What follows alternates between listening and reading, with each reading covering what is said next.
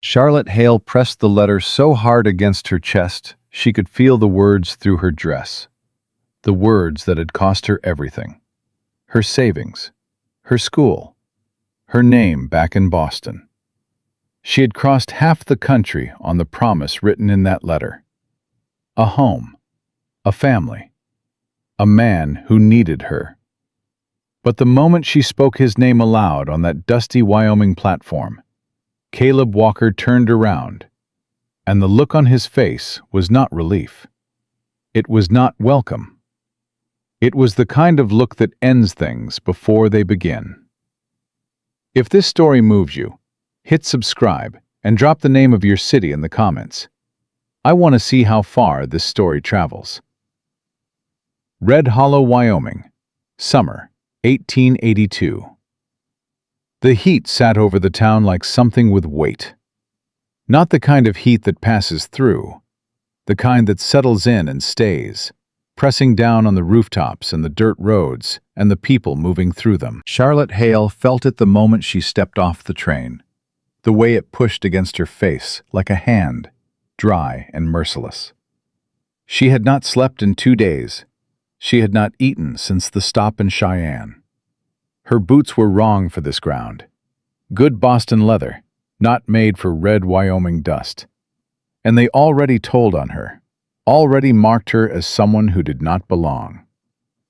She stood on that platform with one suitcase and a letter folded so many times the creases had gone soft. She had read it so often she didn't need to open it anymore. She knew every word by heart.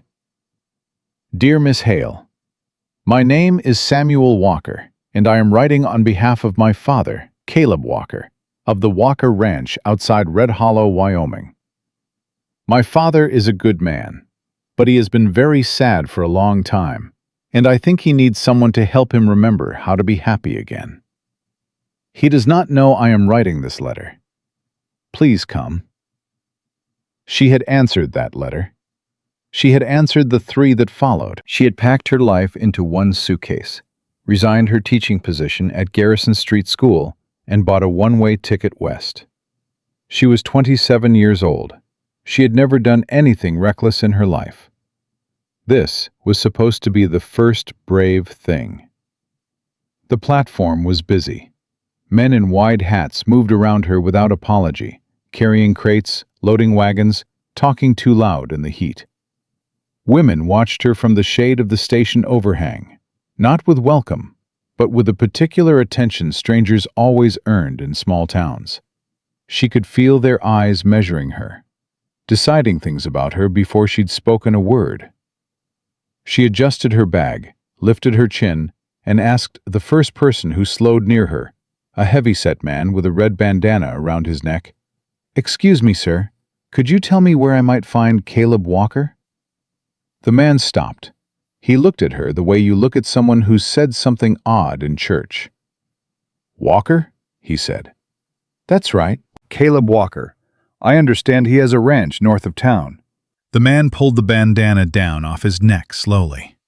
"What business you got with Walker?" She had practiced this answer.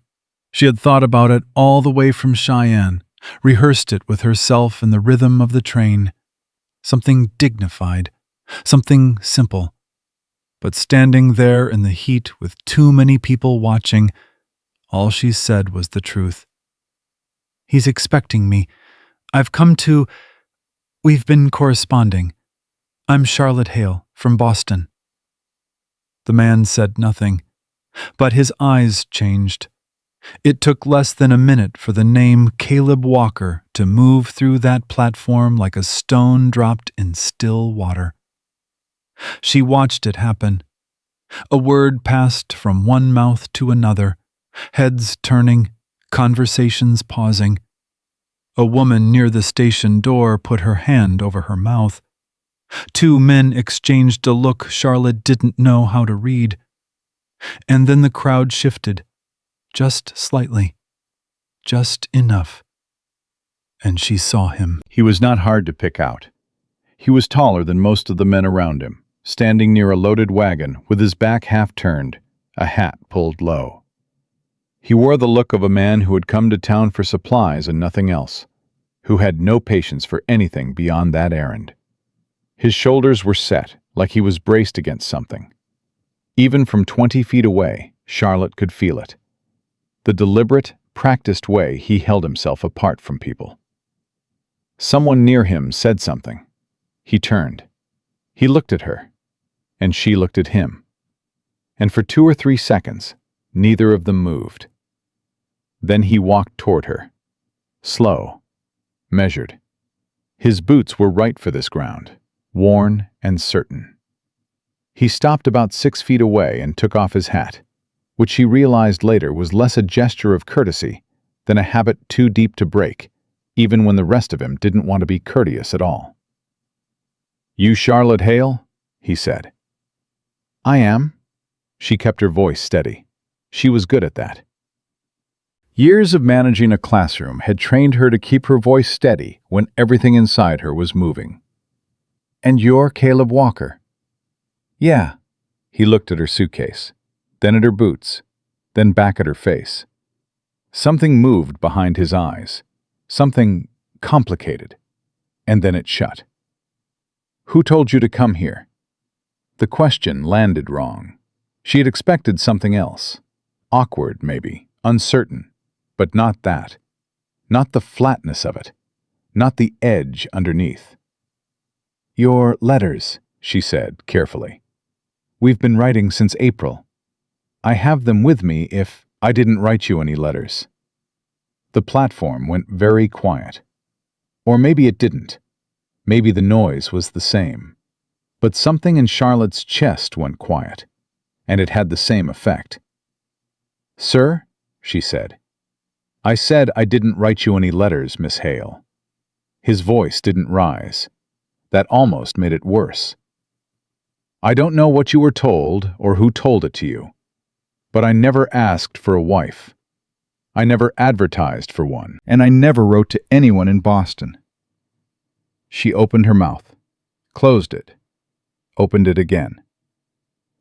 "There were 4 letters," she said. Her voice was starting to lose some of its steadiness. She could hear it. "I have them. They're signed with your name, Caleb Walker, Red Hollow, Wyoming." "I don't know anything about 4 letters." He said it the same way, flat, final, like he was ending a business transaction. "I'm sorry you made the trip. I truly am. But there's been some kind of mistake, and you need to make arrangements to go back." Go back. She heard the words. She understood them in the way you understand something that hasn't finished arriving yet. The full meaning of it, still on its way, still traveling toward her across the 6 feet of Wyoming dust between them. Go back.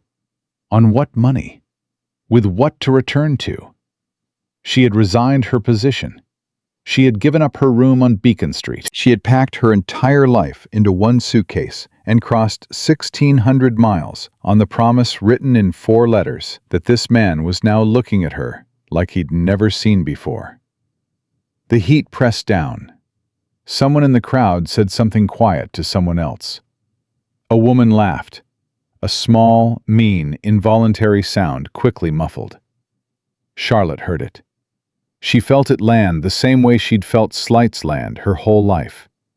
Not with visible flinching, but somewhere internal, somewhere that collected things. She stood straighter. It was involuntary, a reflex. "Mr. Walker," she said, and her voice came out steady and clear, and she was briefly, purely grateful for that. "I have 4 letters signed with your name. I have traveled for 2 days on a one-way ticket. I gave up my position and my residence in good faith. I understand that something has clearly gone wrong here, but I would ask that you hear me out before you send me back to a city where I no longer have either a home or a job." He looked at her for a long moment. Something shifted in his jaw, a kind of compression, like he was holding something back. "I'm sorry," he said. "I am. But there's nothing I can do about that." "Papa!" The voice came from behind him, small, high, cracked in the middle of that one word like it was already breaking. Caleb Walker turned around, and Charlotte Hale looked past him. A boy stood at the edge of the platform, 7 years old, maybe 8. Small for his age, with dark hair pushed flat by sweat and eyes that were enormous in his pale face. He was wearing clothes too warm for the season, a heavy shirt buttoned wrong, one bootlace trailing in the dust. He was looking at Charlotte with an expression so desperate it was almost painful to see directly. "Samuel," Caleb said. His voice changed. Not softer exactly, but something underneath it changed. "Get back in the wagon." "I wrote the letters." Nobody moved. "Samuel, it was me, Papa." The boy's voice shook, but he didn't back down. He took a step forward instead, which Charlotte would think about later. That small forward step, that choosing to go toward the thing instead of away from it. "I wrote to Miss Hale. I found the school address in the newspaper from Denver. I wrote all 4 letters. And I signed your name because I thought—" His voice cracked fully now, broke in half, and he kept going through it. "I thought if she knew it was just me writing, she wouldn't come." The crowd on that platform was very still. Caleb Walker stood with his back to Charlotte for a long moment. She watched the set of his shoulders. She watched something move through him, something she couldn't name, something that started at the top of his spine and moved down slowly.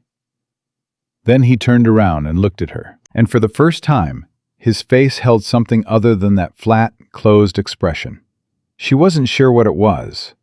She couldn't name it yet. "Samuel," he said quietly, still looking at Charlotte.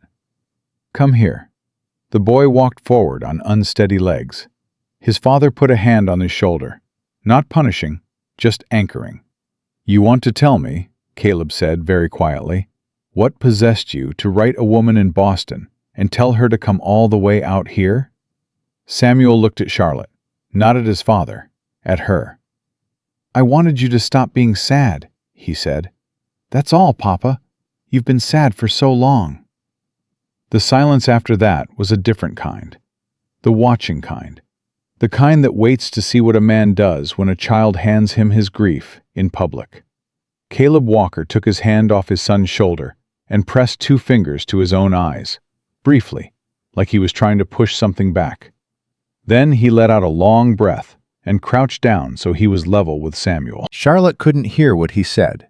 It was too quiet. But she saw the boy nod once, then again. Caleb stood. He looked at Charlotte. He looked at her suitcase. He looked out at the crowd that had absolutely not dispersed. If anything, more people had drifted near. "Everyone's watching," Charlotte said quietly. "Yeah." He put his hat back on.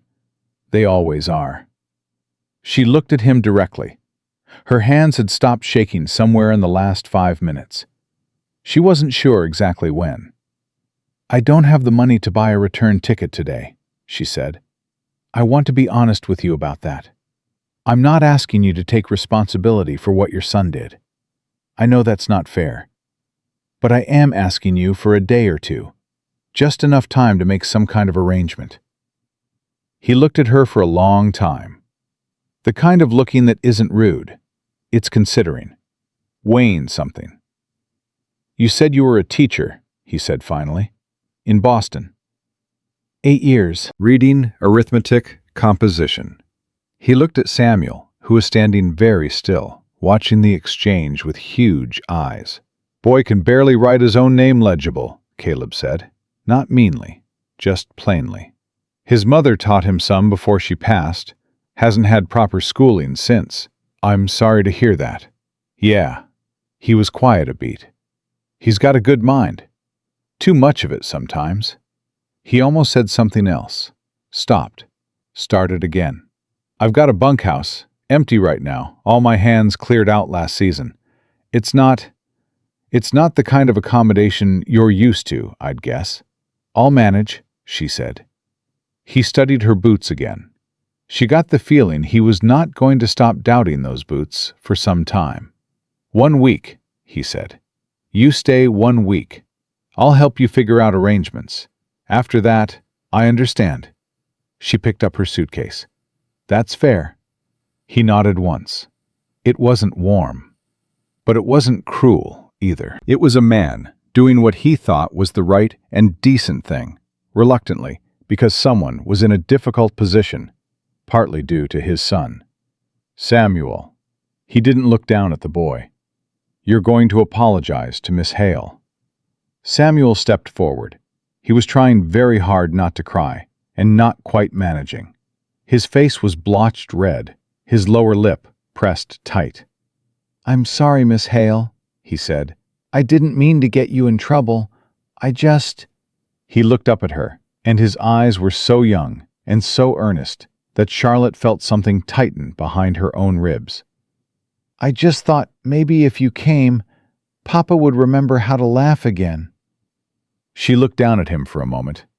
Then she set down her suitcase and crouched to his level. His shoes were untied. His collar was crooked. Someone had tried to comb his hair, and it had mostly surrendered to the heat.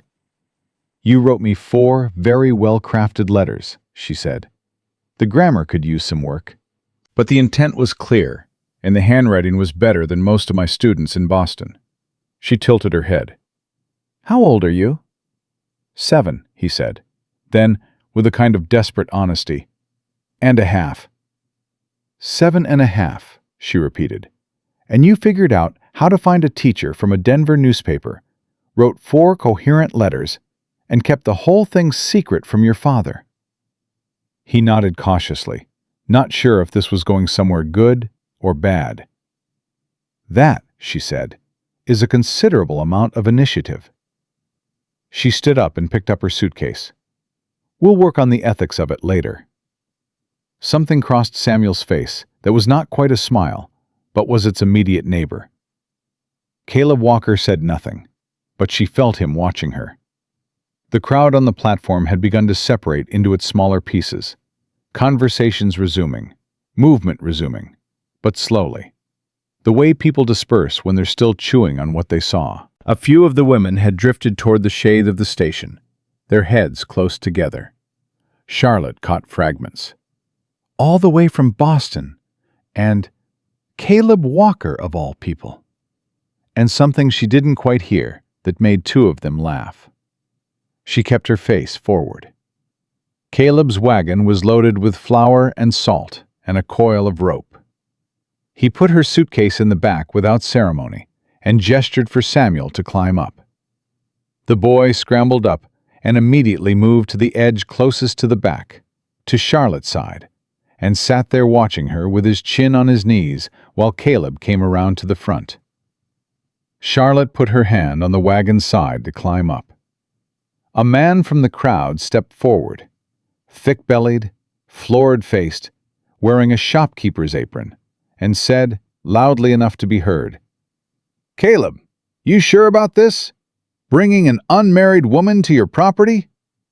"Tom," Caleb said without turning around, "mind your store." The man's mouth tightened. "People are going to talk." "People always talk." Caleb swung up to the seat. "Seems like they're doing a good job of it already." He clicked to the horses, and the wagon moved. Charlotte sat in the back with her suitcase and Samuel, and said nothing for a long time. The town fell away behind them, the board fronts, the hitching posts, the women watching from doorways. The road north was dry and rutted, and the wagon jostled hard over it. Samuel sat with his shoulder almost touching hers, not quite touching, like he wanted the closeness, but didn't know if he'd earned it yet. After a while, he said quietly, "Are you mad at me?" She considered the question honestly, the way she always considered her students' questions, taking them seriously. "I'm trying to decide," she said. He accepted that. Then, "Are you scared?" She looked at the land opening up around them, the mountains north, the sky above them enormous and pale with heat. "Yes," she said, "a little." "Me too," he said, and then smaller. All the time. She looked at him. He was looking at his father's back, that wide, straight-held back, that deliberate distance. Your father, she said quietly. He loved your mother very much. He won't even say her name anymore, Samuel said. Not out loud. Sometimes I forget what her voice sounded like, and it scares me, and I want to ask Papa to help me remember, but I can't, because if I ask him about her, he goes somewhere far away in his face and doesn't come back for a long time. Charlotte said nothing. She let the words sit the way you let difficult things sit, without rushing them. That's why I wrote to you, he continued. I thought maybe if someone new came, if the house had someone else in it, then maybe he wouldn't go so far away. He glanced at her sideways. Is that stupid? No, she said. That's not stupid at all. At the front of the wagon, Caleb Walker said nothing. His hands were loose on the reins, but she had the feeling, not certainty, just a feeling, that he was listening to every word. The Walker Ranch came into view around a bend in the road, and Charlotte looked at it with the eyes of someone trying to understand a place quickly. The house was big enough, 2 stories, a good porch, but it wore its years hard. Shutters hung uneven. The kitchen garden was untended, gone mostly to dry weeds. The yard was quiet in the way places go quiet when they stop being cared for by anyone who's still hopeful. But the mountains behind it were extraordinary. She hadn't expected that.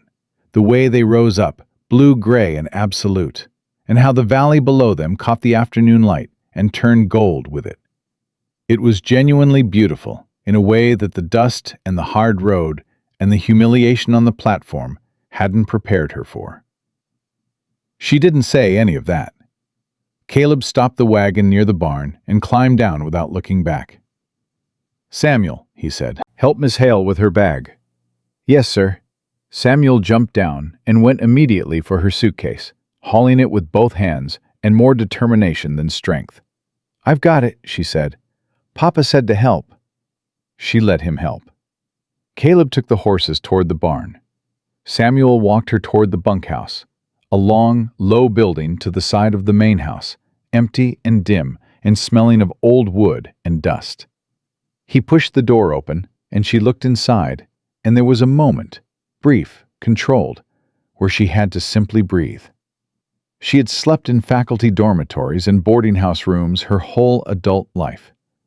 She knew how to make a difficult space work. This would be fine. This would be fine. It's not nice, Samuel said behind her. I know it's not nice. It's all right, she said. Do you have a broom? He blinked. Yes, ma'am. Then it'll be better in 20 minutes. She set down her suitcase and looked at him. Where's your father's kitchen? In the house. But you don't have to. When did you last have a proper supper? He thought about it. Genuinely thought about it, which told her more than his answer. I think Mrs. Deacon brought something over last Tuesday. Tuesday. She looked at his too warm shirt and his crooked collar and the faint hollowness around his eyes that children get when they're not sleeping enough or eating enough or being held enough. And something very old and very certain moved through her like a tide.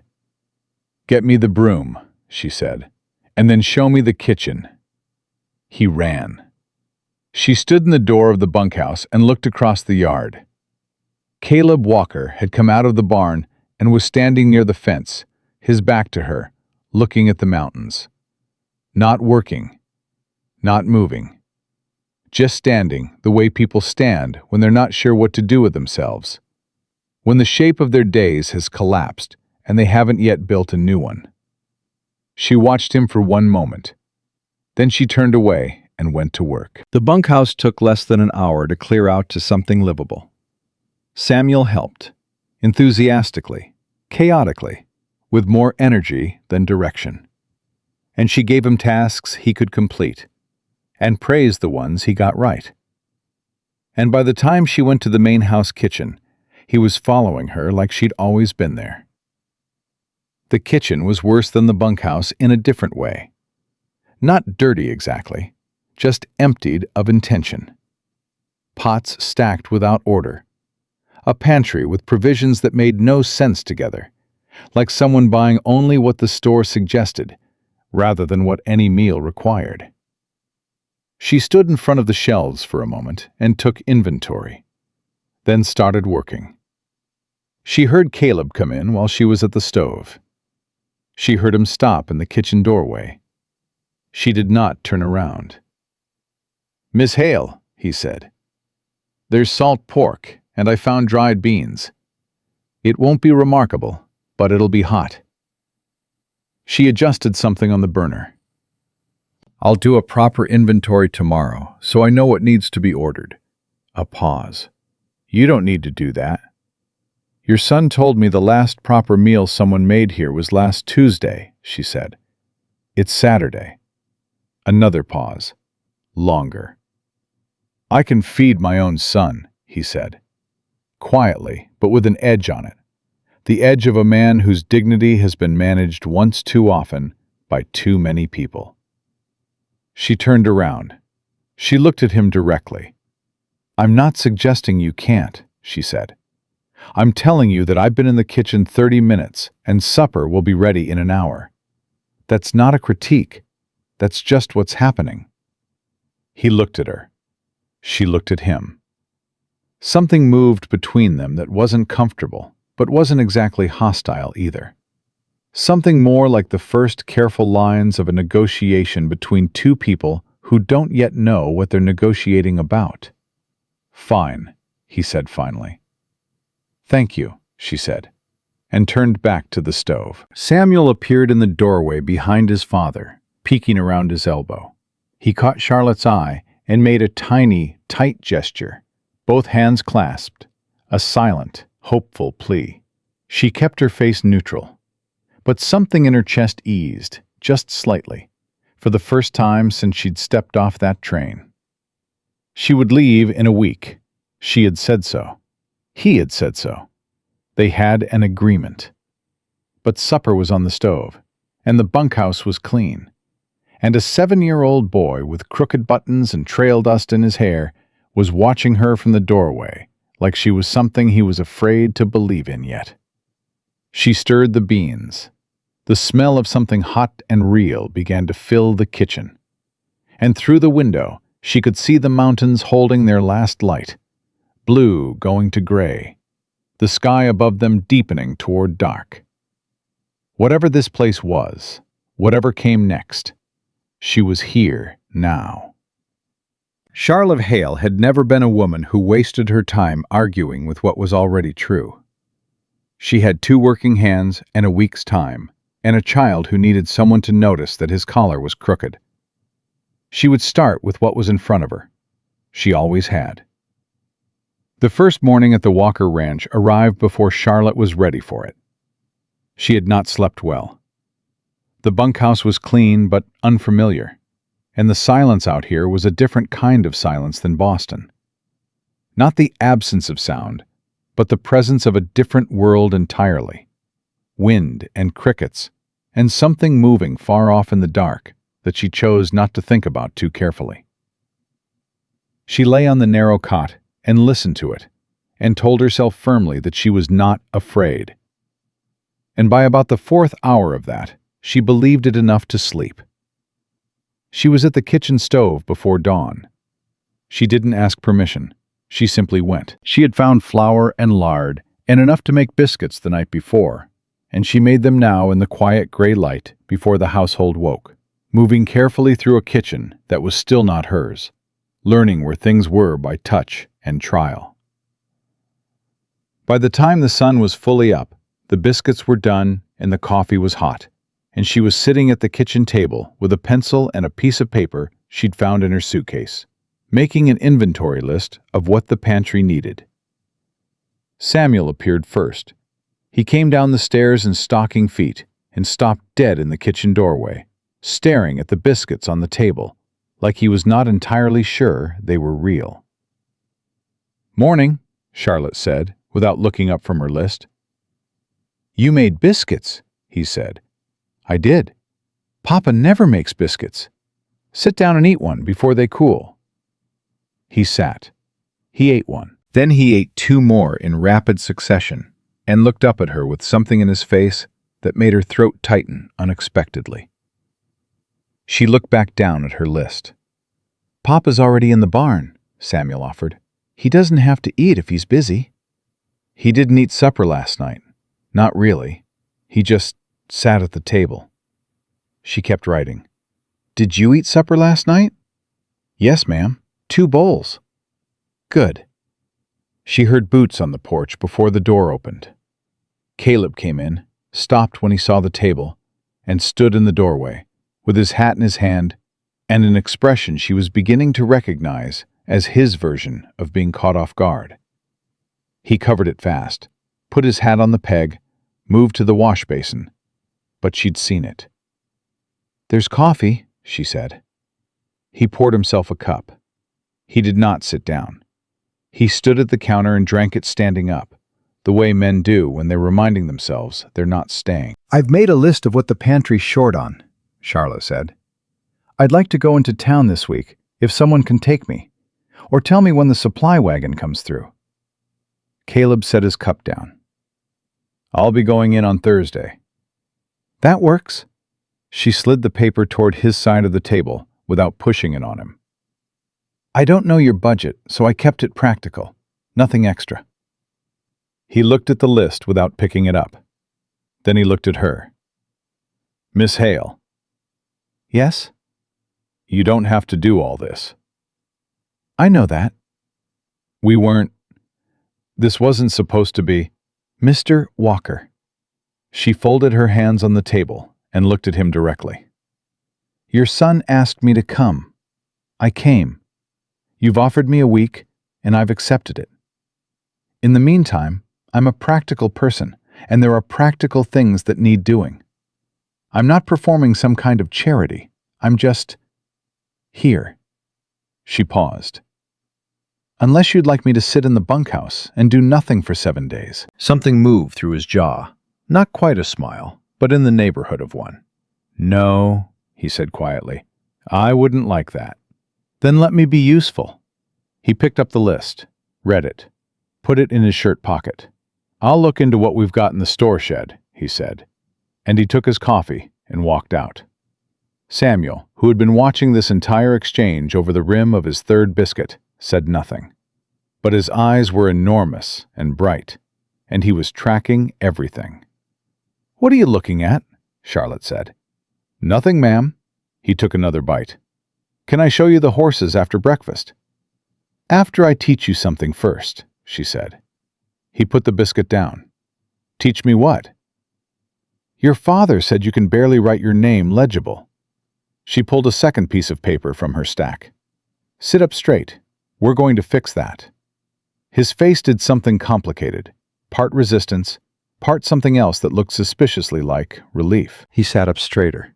By mid-morning, she had assessed where he actually was, well behind where a 7-year-old should be in reading, surprisingly ahead in arithmetic, and shockingly good at logical reasoning for someone who'd had almost no formal instruction. He sat across from her at the kitchen table and worked through the letters she set him with a ferocity of concentration that told her everything about how badly he wanted to be good at it. He just needed someone to show him how. "You're not stupid," she told him plainly when he got frustrated and shoved the paper away. "You've just been trying to learn without anyone teaching you. Those are two entirely different problems." He looked up at her. "Papa tries. I know he does. He reads to me sometimes, at night." He said it quietly, like it was something precious he wasn't sure he should be sharing. "When he doesn't forget. He reads from this old book my mama used to like." Charlotte kept her voice even. "What book?" "Something about a man named Gulliver.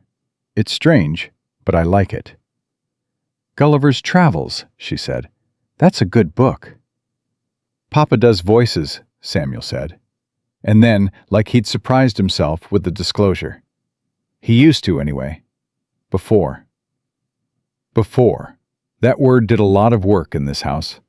She'd noticed it already. The way time here organized itself around a single event that nobody named directly. Everything was before or after. The after was this: the untended garden and the empty pantry, and a little boy trying to navigate his father's grief by writing letters to strangers. "Pick up your pencil," she said gently. "Show me the letter A again." He picked it up.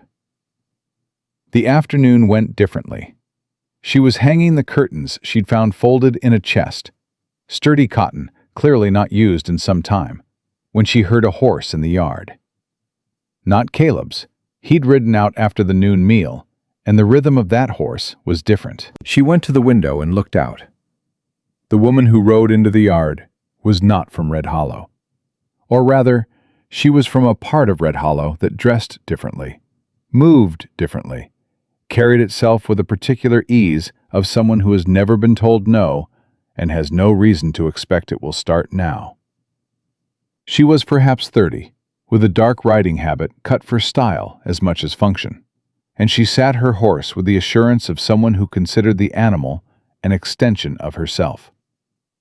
She did not knock on the bunkhouse door. She rode to the main house porch, dismounted without tying her horse. It stood obediently, trained well and expensive, and knocked on the front door as if she owned the threshold she stood on. Charlotte came around from the side. "Can I help you?" The woman turned. Her eyes moved over Charlotte the same way the platform crowd's eyes had. Measuring, deciding, but with more precision, more intent. The kind of assessment that isn't rude because it's too confident to need rudeness. "You must be the woman from Boston," she said. "I'm Charlotte Hale," she said. "And you are?" "Victoria Langford." She said it like she expected the name to do something. When Charlotte's expression didn't shift, something tightened, barely visible, at the corner of her mouth. "My father owns the Langford Range. We border the Walker property to the east and south." "I see. Mr. Walker isn't in at the moment, if you're looking for him." "I'm not, actually." Victoria came down the porch steps with a deliberate kind of grace and stopped a few feet from Charlotte. "I came to see you." Charlotte waited. "I want to give you some information," Victoria said. Not unkindly. That was the unsettling part. Her tone was almost considerate. "As one woman to another, about the situation you found yourself in." "What situation is that?" "Red Hollow is a small town, Miss Hale." Victoria tilted her head slightly. "People have already decided what kind of arrangement you and Caleb Walker have made. The fact that it was the boy who wrote those letters, sweet story, I'm sure, doesn't change what people see when they look at his property and find a single woman living on it." Charlotte kept very still. "What people see," she repeated. "What they'll say, more accurately." Victoria's eyes were clear and direct. Whatever she wasn't a coward about her own meaning. "There are people in this town who will file a formal complaint with the territorial office. Moral grounds. It's been done before. And when they do, Caleb stands to lose more than his reputation." "His ranch," Charlotte said. Victoria looked at her for a moment, and something in that look recalibrated slightly, like she'd expected to have to explain more. "His ranch," she confirmed. "His land claim has a provision. There was an issue with the original filing, years back, that was, let's say, managed quietly. If someone draws attention to it through a formal complaint, it opens up a review. And in a review, my father's lawyers are considerably better than anything Caleb Walker can afford." The wind moved between them. Somewhere behind the house, a shutter knocked once against its frame. "Why are you telling me this?" Charlotte said. "Because you seem like an intelligent woman," Victoria said. "And I think you understand that the cleanest solution here is the one that causes the least damage." She paused. If you leave, quietly, soon, there's nothing to complain about. The situation resolves itself. And if I don't leave? Victoria's expression shifted, still composed, still pleasant, almost. Then things become more complicated for everyone, she said. Including, I suspect, for you. She turned and walked back to her horse, mounted in one clean movement. Looked down at Charlotte from that height with something that wasn't quite sympathy and wasn't quite contempt, but lived somewhere between them. Think it over, she said. You seem practical. Practical women usually know when to cut their losses. She looked at the house, at the untended porch, the uneven shutters. He'll be all right. He always manages. She clicked to her horse. He just needs the right arrangement. She rode out. Charlotte stood in the yard and said nothing for a long time. Then she went inside and picked up her inventory list and added 3 things to it she'd forgotten. And when Samuel came in from wherever he'd been, she suspected he'd heard every word from around the corner of the house. She looked at him and said simply, "What would you like to work on this afternoon? Reading or sums?" He stared at her. "You're not leaving?" "Thursday is 4 days away," she said. "I have work to do until then." He exhaled, like he'd been holding it in since Victoria Langford rode into the yard. "Reading," he said. "Please." The next 3 days built something, quietly, the way small things build. Not in single moments, but in the accumulation of them. Samuel, at the kitchen table every morning, pencil tight in his fist, tongue between his teeth, writing letters that got steadily less tortured. Charlotte, learning the rhythms of the kitchen, the house, the yard, the way the light came in the east window at noon, where the creaky board was on the bottom stair. The fact that Caleb Walker was always up before her, no matter how early she rose, and always went to the barn first, and always came in for coffee without being called. He didn't talk much. She didn't push.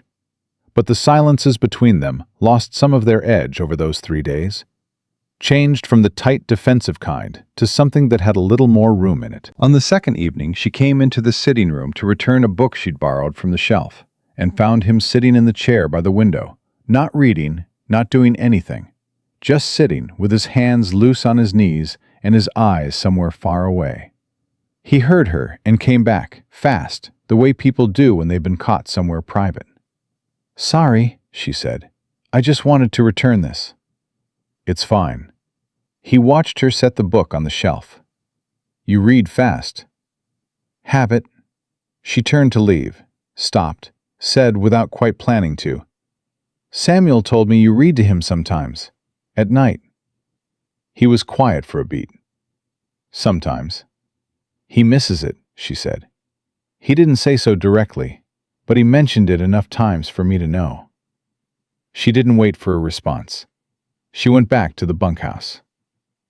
The next night, late, she heard his voice through the thin wall of the house, low and even, reading something, the cadence of it familiar even through the wood and distance. She couldn't make out the words, but it went on for a while, and she lay on her cot and listened to the fact of it, and thought that sometimes the smallest things were the ones that meant the most. Thursday came. Caleb took her into town as promised. Samuel came too, pressed between them on the wagon seat, with his knee touching Charlotte's, and his eyes moving constantly between her face and his father's face, with the careful attention of someone monitoring weather. Red Hollow had more to say about her now than it had 3 days ago. She felt it immediately. The way conversations paused when Caleb stopped the wagon in front of the general store. The way the women outside the post office turned their heads, louder than curiosity, more organized than gossip. Something purposeful had settled into the way the town was watching her. The man behind the store counter, Tom, the one Caleb had dismissed on the platform, greeted Caleb with a nod, and Charlotte with a silence that was its own kind of statement. She handed over her list. He looked at it, looked at her, looked at Caleb. "You running a household now, Caleb?" he said. The question was aimed at Caleb, but his eyes didn't leave Charlotte. "Filling the pantry," Caleb said. "That's all." "Right." Tom started pulling items without enthusiasm. "Reverend Marsh was in this morning," he said, to nobody in particular. "Said he hadn't seen you in church lately. Either of you." "I go when I can," Caleb said. Tom set a sack of flour on the counter. He was asking some questions about arrangements on your property. Something in the air in that store changed. Not dramatically, just a degree colder. Caleb put both hands flat on the counter. He didn't raise his voice. That was the thing about Caleb Walker. He never raised his voice, and somehow that made it worse for the person on the receiving end. "Miss Hale is staying on my property as a guest," he said, "in the bunkhouse, separate from the house. She has been there 4 days and has been nothing but decent and hard-working and good to my son." He held Tom's eyes. "If Reverend Marsh or anyone else has a question about that, they're welcome to come ask me directly. I'll be home." Tom said nothing. "Add those to my account," Caleb said, and picked up the nearest sack. Charlotte reached for the next one. He didn't stop her. Outside, loading the wagon, Samuel was very quiet. He helped stack things without being asked, his small face serious and tight. When they were nearly done, he said quietly, to Charlotte more than his father, "Mrs. Deacon was watching from the milliner's. She had a look on her face." "What kind of look?" Charlotte asked. "The kind she gets at church when she's deciding something is a sin." Caleb said nothing. He tied down the load with more force than necessary. On the drive home, with the supplies stacked in the back and the three of them on the seat again, Samuel fell asleep leaning against Charlotte's arm. His head tipped sideways and came to rest against her shoulder, heavy and trusting in the immediate way children sleep, completely, with no reservation. She sat very still so as not to wake him. After a while, Caleb said quietly, "He hasn't slept like that in a while." She didn't say anything. "Not easy in the wagon usually," he said. "He's a light sleeper. Has been since—" He stopped. "Since his mother," she said quietly. He didn't answer that, but he didn't deny it either. The horses moved. The road stretched ahead of them, dry and red in the afternoon light. The weight of the sleeping boy pressed warm against her side. "Victoria Langford came to the ranch on Monday," Charlotte said. She hadn't planned to say it now, but it came out even without accusation. "She told me about the land claim issue, the provision in the original filing." The silence that came after that was not the usual kind. This one was rigid. "She told you that," he said. "She was fairly specific," Charlotte said. "She also suggested that the simplest solution was for me to leave quietly and soon." He said nothing for so long she thought he might not answer at all. The horse's hooves were the only sound. "It's true," he said finally, "about the filing. There was a problem years back. Got handled, but the paperwork isn't clean. If someone pushes it, you could lose the ranch." "Yeah." "So I'm a liability," she said. Not bitterly, just plainly. "My being there puts you at real risk." He turned and looked at her. She was aware of it without looking back. The weight of it, the considering quality of it. Samuel's head was still on her shoulder, still heavy and trusting. "You want to know the funny thing?" Caleb said. She looked at him now. 3 days ago, I would have said, "Yeah, you're a liability, and the easiest thing would be for you to go." His eyes went back to the road. "I'd have meant it too." "And now?" she said. He was quiet a long time, long enough that she thought he wasn't going to finish the thought. "My boy slept," he said. "First time and longer than I want to admit, He just put his head down and slept like it was safe. Charlotte looked at Samuel's face, slack and peaceful, eyelashes against his cheeks, one fist curled loose near his chin. "That doesn't answer the question," she said softly. "No," Caleb agreed. "It doesn't."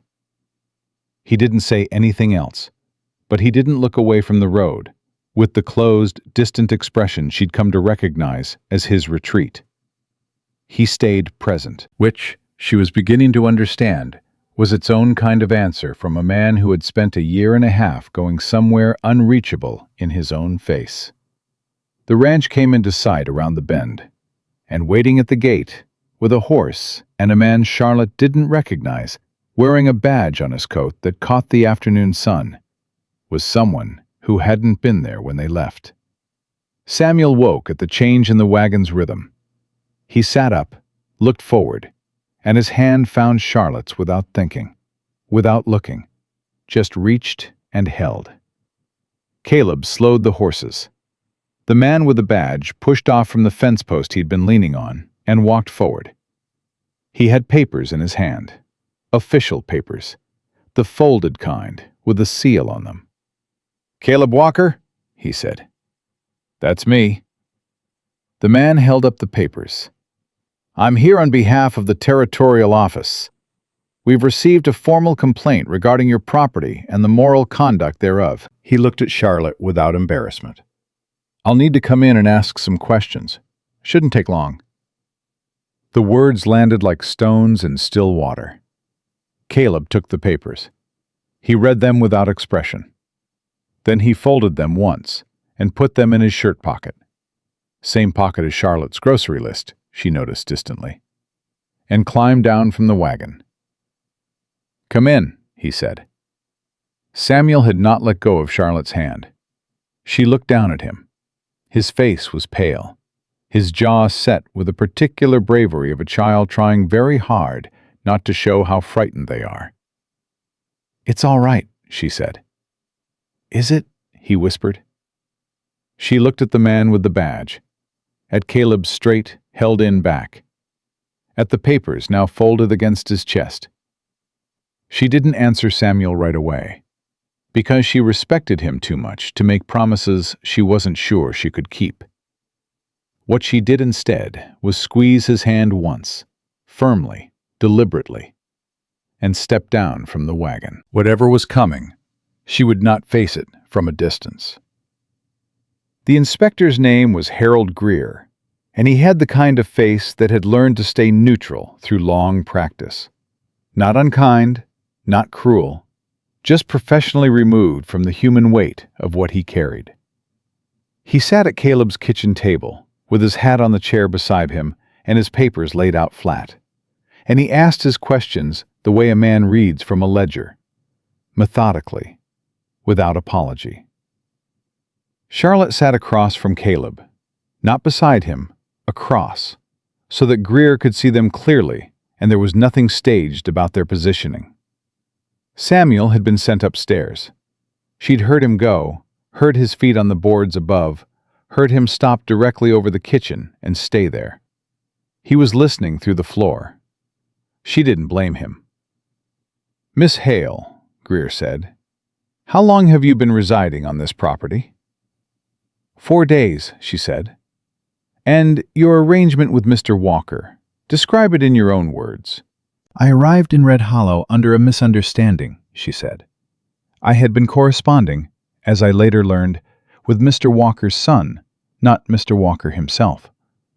When the situation became clear, Mr. Walker offered me temporary accommodation in the bunkhouse while I make arrangements to return east. That is the extent of it." Greer made a note. "Bunkhouse," he repeated. "Separate structure from the main residence." "Yes." "And you're not, formally, employed here?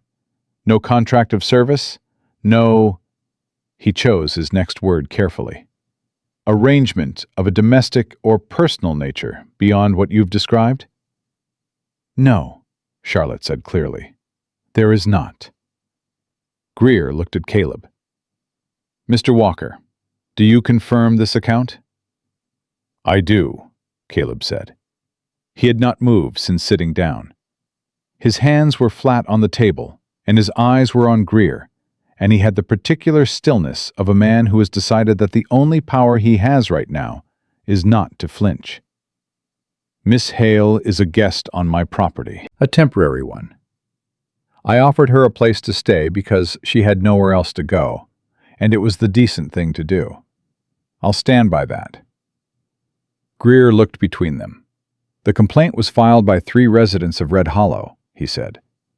Their concern, and I'm reading from the document here, is that an unmarried woman of no formal relation living on the property of a widowed man constitutes a violation of the Territorial Moral Conduct Provision. Section 14. He folded the paper. I want to be plain with you both. I don't write the law. I just assess whether a situation warrants further review. And does it? Charlotte said. Greer looked at her. Ma'am, that depends on what I find and what I report. He looked around the kitchen, at the clean counters, at the order she'd brought to the room, at the pencils and practice papers still on the table from Samuel's morning lesson. His eyes stayed on those a moment. Is the child being properly supervised and cared for? He asked. Yes, Caleb said. He's been without a formal education for close to 2 years, Charlotte said. We've been working on that this week. He's quick. He'll catch up fast. Greer picked up one of Samuel's practice sheets. He looked at it for a moment. The careful, effortful letters, the corrections she'd made in the margin in pencil. He set it back down. He made another note. She couldn't read what it said. The provision, Greer said finally, in cases like this, where there's no formal employment arrangement and no evidence of conduct contrary to decency, typically resolves in one of 2 ways. He looked at Caleb.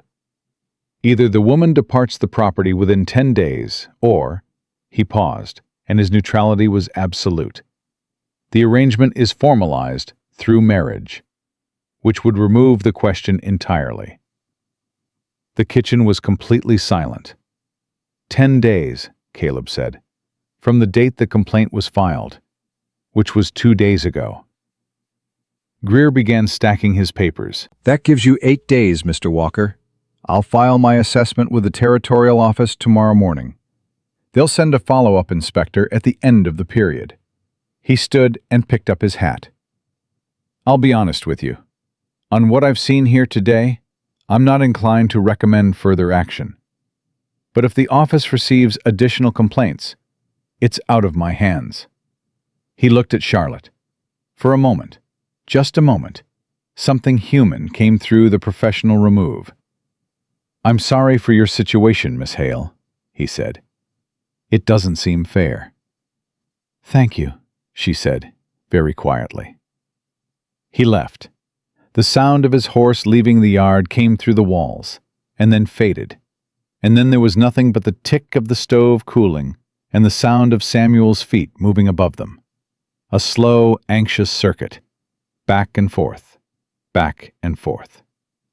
Charlotte stood up and went to the stairs.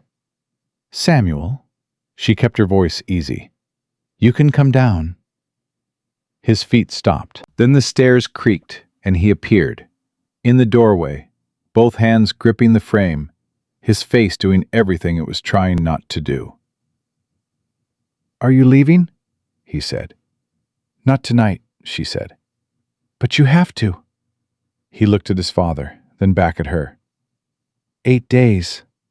I heard. Caleb said his name. Papa. Samuel came all the way into the kitchen, and he stopped in the middle of it and looked at his father with a directness that Charlotte had come to recognize as his particular courage. This boy who led with his heart every time, who hadn't learned yet that most people spend their lives learning to stop doing that. You could marry her. The silence that followed was enormous. Caleb's jaw tightened. Samuel. I know that's not how it works, Samuel said. His voice was shaking, but he kept going. I know you can't just... I know it's not like that. But she's good, Papa. You know she's good. And she could stay, and she could keep teaching me, and—" His voice cracked. "And the house feels different when she's in it. You know it does. Even you. I've seen you." Caleb looked at his son for a long moment. Something moved through his face that Charlotte looked away from, because it felt like watching something too private to witness. "Go wash up for supper," he said. His voice was rough at the edges. "We'll talk later." "You always say later," Samuel said. Samuel. One word, but not angry. Just a father at the limit of what he could hold right now. The boy went. His footsteps on the stairs were slow and deliberate. Each one weighted with what he hadn't been able to make happen. Charlotte began moving to the stove. It was reflex. Something to do with her hands. Something productive to aim herself at. "You don't have to cook," Caleb said. "I know." She put the pot on anyway. "I'm going to." He was quiet a long time. She could feel him not leaving, staying at the table, working through something. She let him. She had learned in 4 days that Caleb Walker processed things in his own time, and pushing him only made him close further. "I'm going to be honest with you," he said finally. She turned to look at him. "I don't know what's right here," he said. "I've been trying to figure it out for 4 days, and I still don't know." He pressed 2 fingers to the table, like he was trying to hold something down. "What Victoria told you? It's true. If the office does a full review of the land claim, I could lose everything. This ranch is all Samuel has. It's all he'll have." His voice dropped. "His mother's buried on this land." Charlotte said nothing. She held that information. "But asking a woman to marry me to solve a legal problem?" He stopped, shook his head. "That's not—" Another stop. "You came here for something. Some version of this. And instead you've had 5 days of disaster and gossip and people making assumptions and some woman threatening you." He looked up at her. "I wouldn't blame you if you wanted to be done with all of it." "I don't want to be done with it," she said. The words came out before she'd fully decided on them. But they were true, and she had never been a woman who unsaid true things just because they were inconvenient. He looked at her. "I didn't come here for a business arrangement," she said, "and I wouldn't stay for one. But what's happening in this house? What's happening with Samuel? That matters to me. It already does. I don't fully understand why, except that maybe that's just how it works when you show up somewhere and you find people who need what you happen to know how to give." He was very still.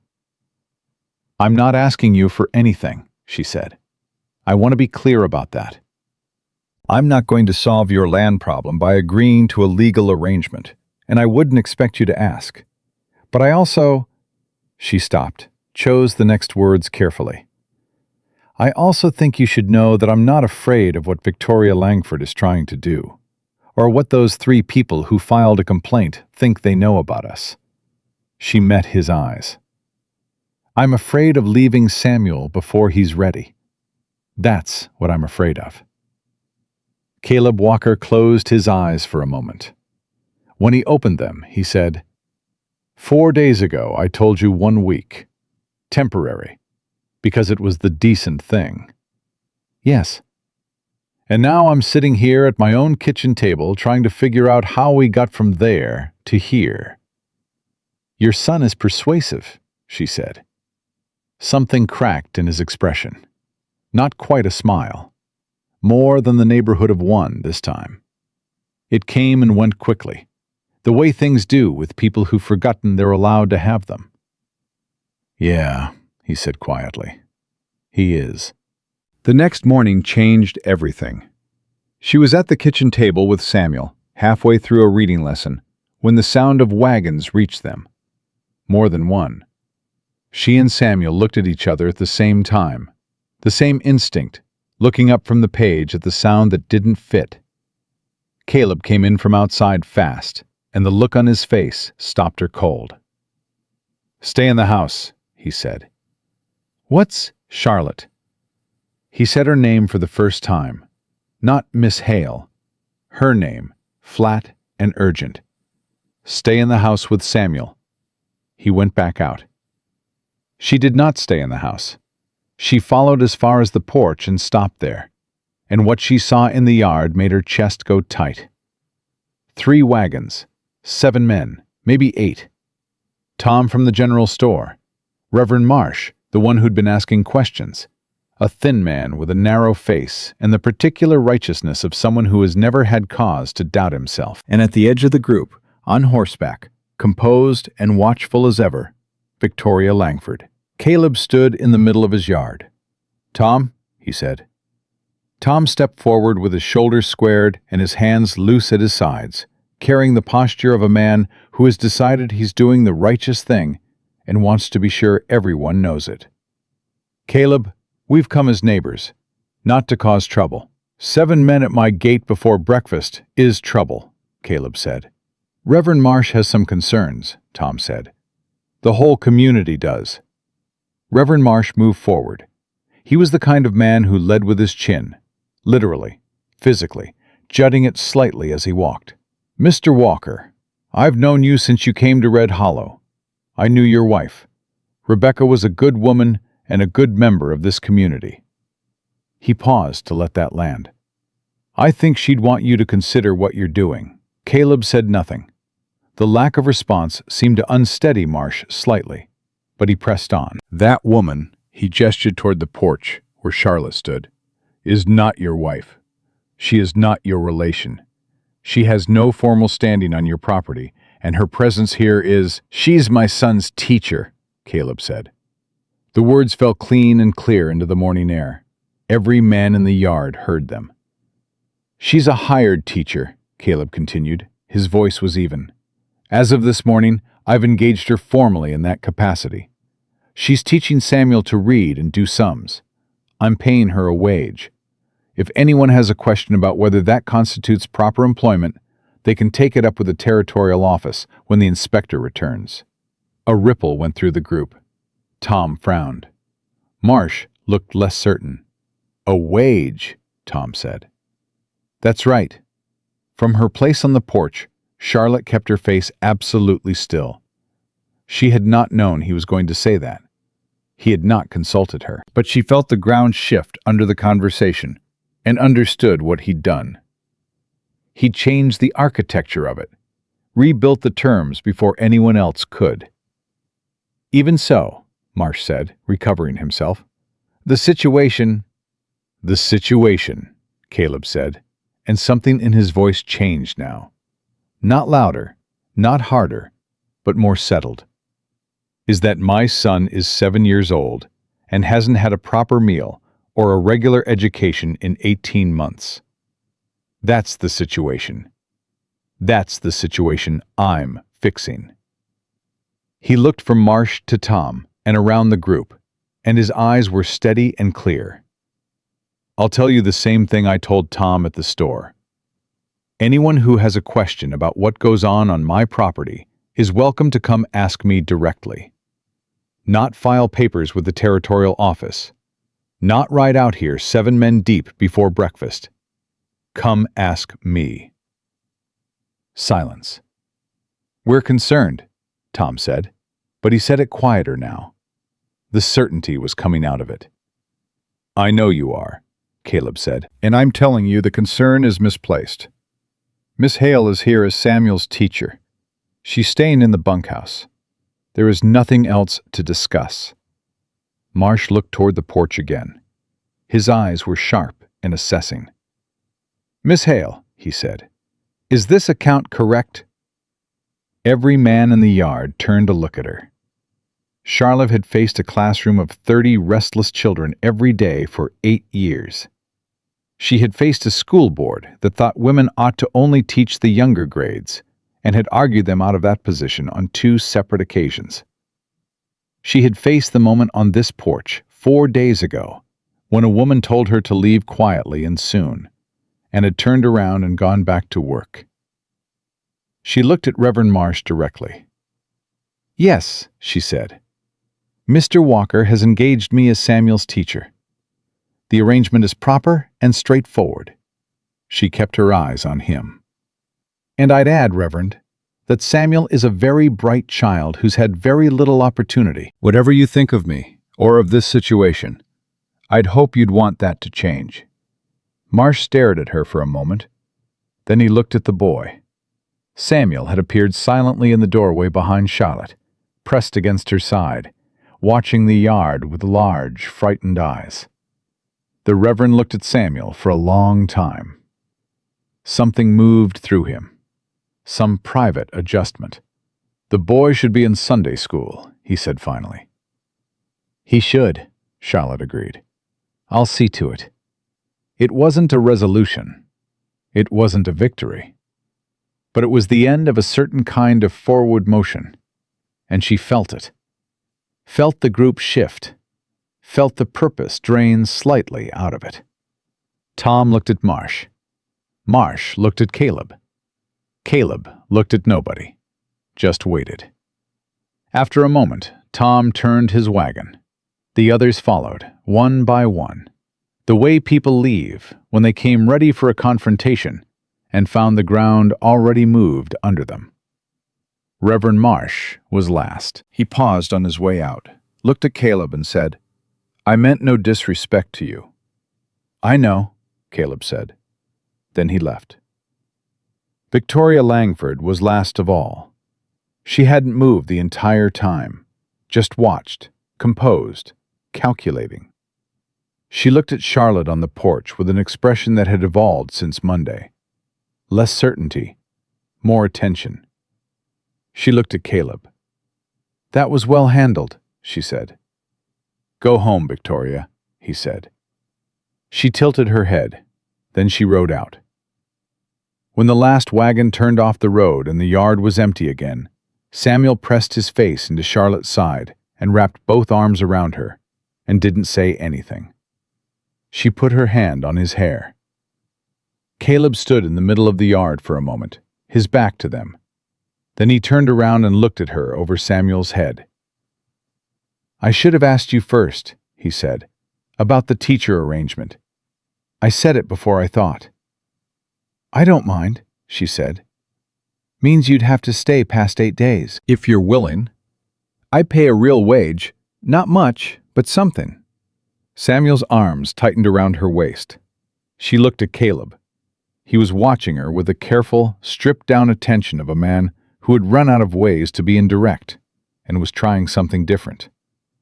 It looked unfamiliar on him, like a muscle he hadn't used in too long. "I'm willing," she said. He nodded once.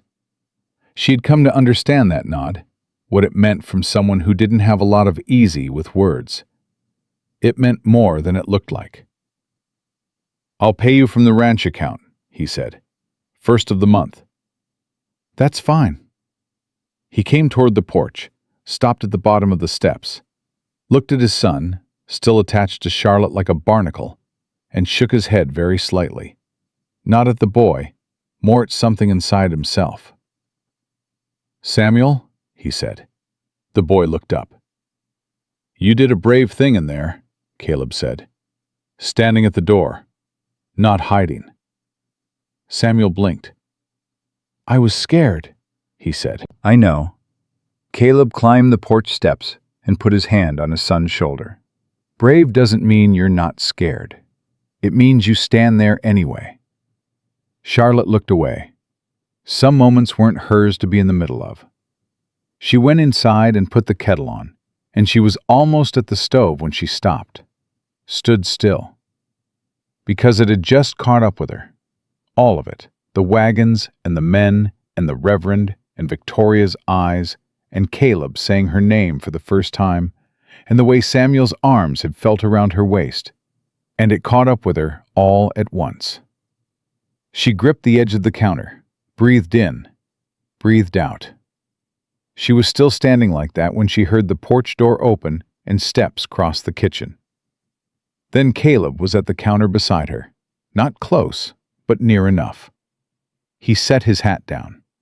He picked up the kettle and put it on the burner himself, and then he stood there looking at the stove. "You all right?" he said. "Yes," she said. "I will be." "You held up out there," he said. "You didn't have to do that." "Yes, I did," she said, and she meant it. Not from obligation, not from strategy, from something older and simpler. You don't let a man stand alone in his own yard when you're the reason the yard is full. Caleb was quiet. Then he said, so low she almost missed it, "Rebecca would have liked you." The words came from somewhere unprepared. She could tell from the way his face changed immediately after, a fast, internal flinching, like he'd stepped somewhere tender without meaning to. He reached for his hat. "I'm sorry," he said. "That was—" "Don't apologize for that," Charlotte said. "Please." He stopped. She turned and looked at him. "That is the kindest thing you've said to me since I arrived. Don't take it back." He looked at her for a long moment. His hand was on his hat, and he didn't put it on, and he didn't put it down.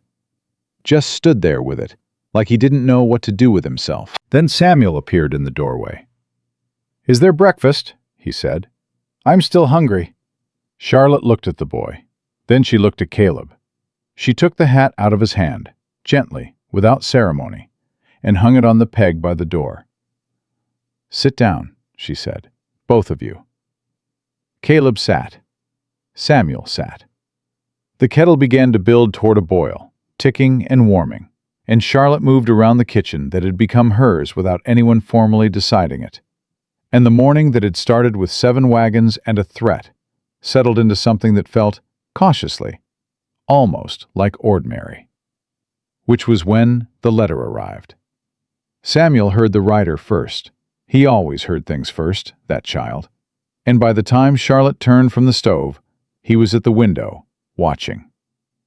"Someone from town," he said. "Fast." The rider was one of Tom's boys, no older than 15, red-faced from riding hard. He didn't dismount. He held out an envelope to Caleb from the saddle and said, "Mr. Walker came by the freight office this morning, addressed to Miss Hale. It's marked urgent." Caleb took it. The boy left. He brought it inside and held it out to Charlotte. She looked at the handwriting on the front, and the blood went out of her face. She knew that handwriting. She had not seen it in 11 months. She had told herself she was done with it, done with him, the man back in Boston who had decided Charlotte Hale was not quite enough in the end, not quite fitting the life he'd planned, and had said so with a particular careful cruelty that took months to stop echoing. The return address was Boston. He had found her somehow. She didn't know how. Someone she'd left behind must have talked. Her hands were completely still. She was very good at that, at not showing what was moving through her. 8 years of teaching. A lifetime of being the kind of woman who was expected to manage things without visible effort. But Caleb was watching her face, and Samuel was watching her hands. "Charlotte?" Samuel said. He had started dropping the miss 3 days ago. She hadn't corrected him. She looked at Caleb. He was reading her expression with those quiet, careful eyes of his, the same way he read everything, slowly, without rushing to a conclusion. "Old business," she said, and she put the letter in her apron pocket without opening it. He didn't ask, but his eyes stayed on her face a moment longer than usual. She went back to the stove. The kettle boiled, and in her pocket, against her hip, the letter from Boston sat like a stone. Proof that the life she'd left was not finished with her yet. That the thing she'd run from had followed her 1,600 miles west. And that whatever she was building here, in this broken open house, with this silent man and his brave, heartbroken boy, it was going to have to survive one more reckoning before it could become what it was trying to be. She served the breakfast. She sat down at the table. She looked at Samuel's face and at Caleb's hands, and she thought, Not yet. Not this morning. This morning is still ours. But she could feel the letter there, waiting, the way trouble always waits, patient, certain, utterly indifferent to whether you're ready. She waited until Samuel was asleep to open the letter. She sat on the edge of the cot in the bunkhouse with the envelope in her lap for a long time before she did it. She had been carrying it against her hip all day, through the rest of breakfast, through Samuel's reading lesson, through the quiet supper where Caleb had said almost nothing but had refilled her coffee cup without being asked, which was its own kind of language. She had carried it like you carry a thing you know is going to cost you something. Careful, deliberate, waiting for the moment when you have enough room around you to absorb it. His name was Richard Ellsworth. She had known him for 3 years and loved him for 2 of them, and spent the last 11 months learning, slowly and not without pain, to stop. He had been a lawyer in Boston with a good practice and a mother who had decided early that Charlotte Hale, a school teacher from a modest family, no connections worth mentioning, was not the correct fit for her son's ambitions. Charlotte had believed for a long time that he would decide differently. She had been wrong. He had not been cruel about it. That was almost worse. He had been measured and apologetic and very, very careful. The way men are when they want to end something without being the villain of it. He had said she was remarkable. He had said the timing wasn't right. He had said he hoped she understood. She had said that she did, and had gone home and sat in her room on Beacon Street and understood, deeply and finally, that understanding wasn't the same as being all right. She unfolded the letter. He had heard she'd left Boston. He wrote that he was concerned. He wrote that he had been thinking about her. He wrote, and this was the part that made something cold and sharp move through her chest, that he had made a mistake, that his mother had been wrong, and he had let her be wrong for too long, and he was writing to ask if Charlotte might consider coming home. He wrote, I know what I gave up when I let you go. I've known it for months. Come back, Charlotte. We can do this right this time. She sat with that for a while. Then she folded the letter, put it back in the envelope, and put the envelope in the bottom of her suitcase, under the extra dress she hadn't worn yet. She lay down on the cot and looked at the ceiling and thought about what it meant that Richard Ellsworth's letter, which 11 months ago would have remade her entire world, now felt like something arriving too late to a place it didn't belong. Like a train pulling into a station where she no longer lived. She thought about Samuel's handwriting getting steadier every morning. She thought about Caleb saying her name, Charlotte, flat and urgent, and the way it had sounded nothing like Richard saying it. Nothing like the careful, managing tone of a man keeping something at a comfortable distance. She thought about a boy with crooked buttons who had written 4 letters to a stranger because he was trying to keep his father from disappearing entirely. She did not sleep for a long time.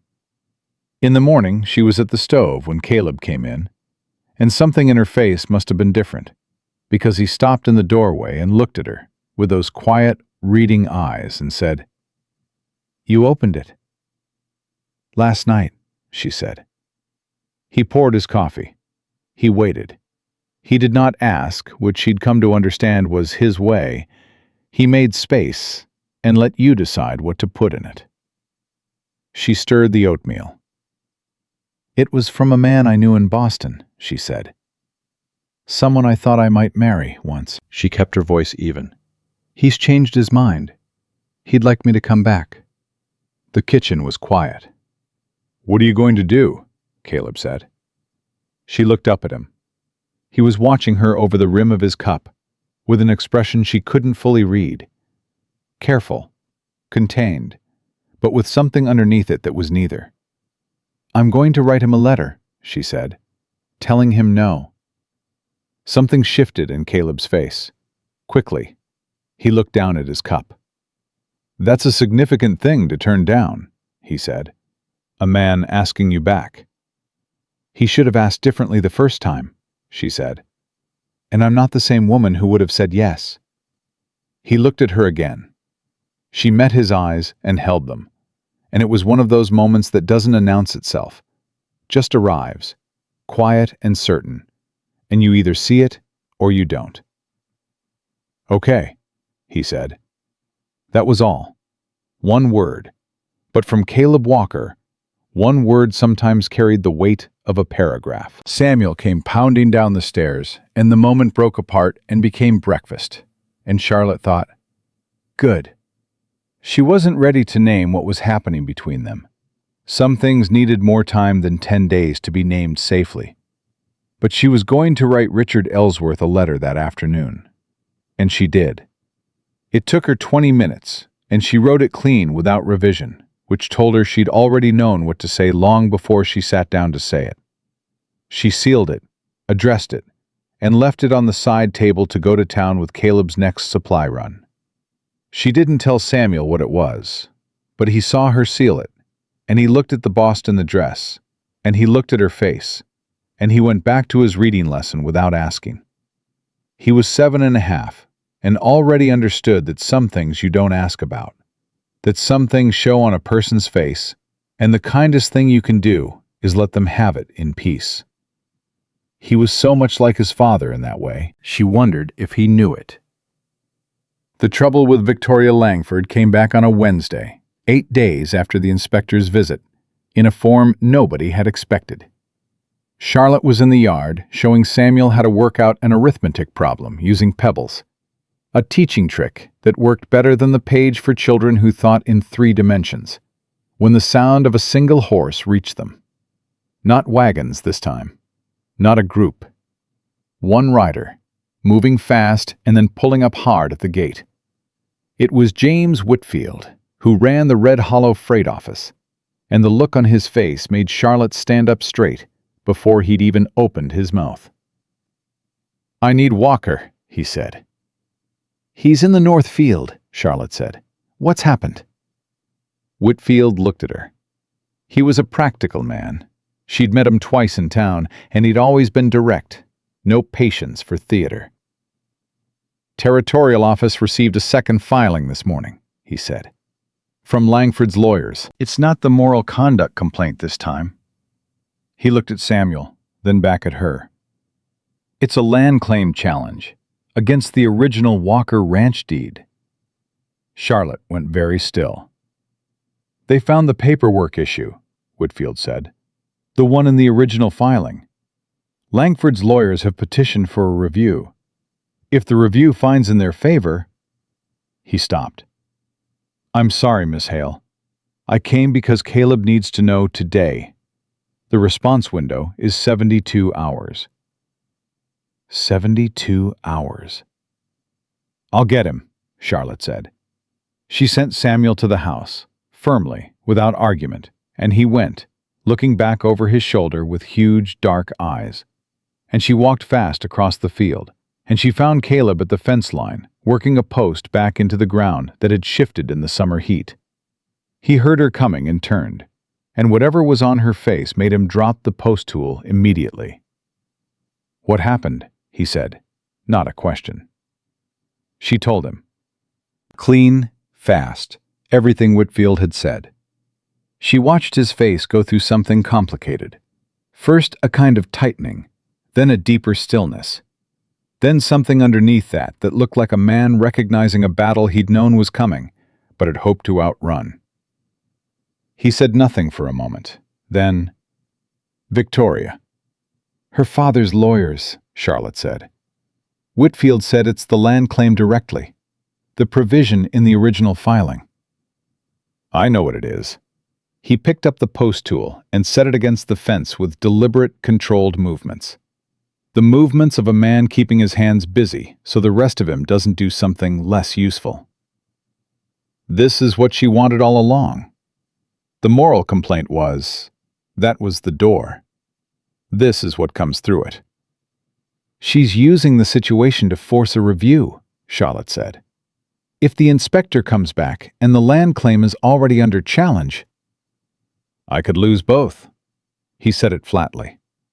"Ranch and the case." He looked out at the field, at the land, the mountains, the particular piece of earth that held everything. 72 hours. Whitfield said you need a lawyer. Whitfield's right. He finally turned and looked at her directly. "The nearest man I trust is in Cheyenne. 2 days' ride." "You need to go today," she said. "That means leaving you and Samuel alone here." "We'll be fine." "Charlotte?" He said her name the way he'd learned to say it, without thinking about it, which meant it had become natural, which meant something she wasn't going to examine right now. "If Langford sends someone here while I'm gone, I said we'll be fine." She looked at him steadily. "Go. Get your lawyer. Fight for your land. That's what matters right now." He looked at her for a long moment, that reading look going all the way down. "You keep doing that," he said. "Doing what?" "Stepping toward things," he said. "Most people step back." She didn't have an answer for that, or maybe she had too many. She said, "Go pack a bag. I'll tell Samuel." He went. Telling Samuel was harder than she'd expected. Not because the boy didn't understand. He understood everything, that child, faster than was sometimes comfortable. But because the fear that came into his face was so immediate and so old. The specific fear of someone going away and the question underneath it that he didn't say aloud. What if this time they don't come back? She sat with him on the porch steps, and she told him straight. No softening, no vague reassurance. She'd found that with Samuel, the truth, delivered calmly, did more good than comfort that wasn't built on anything real. "Your father is going to Cheyenne to get a lawyer," she said. "He needs to fight to keep the ranch. He'll be back in 4 or 5 days." "And you'll stay?" Samuel said. "I'll stay." He looked at his hands. "What if the lawyers win? What if we lose the ranch?" "Then your father will fight the next thing," she said. "That's what he does. That's who he is."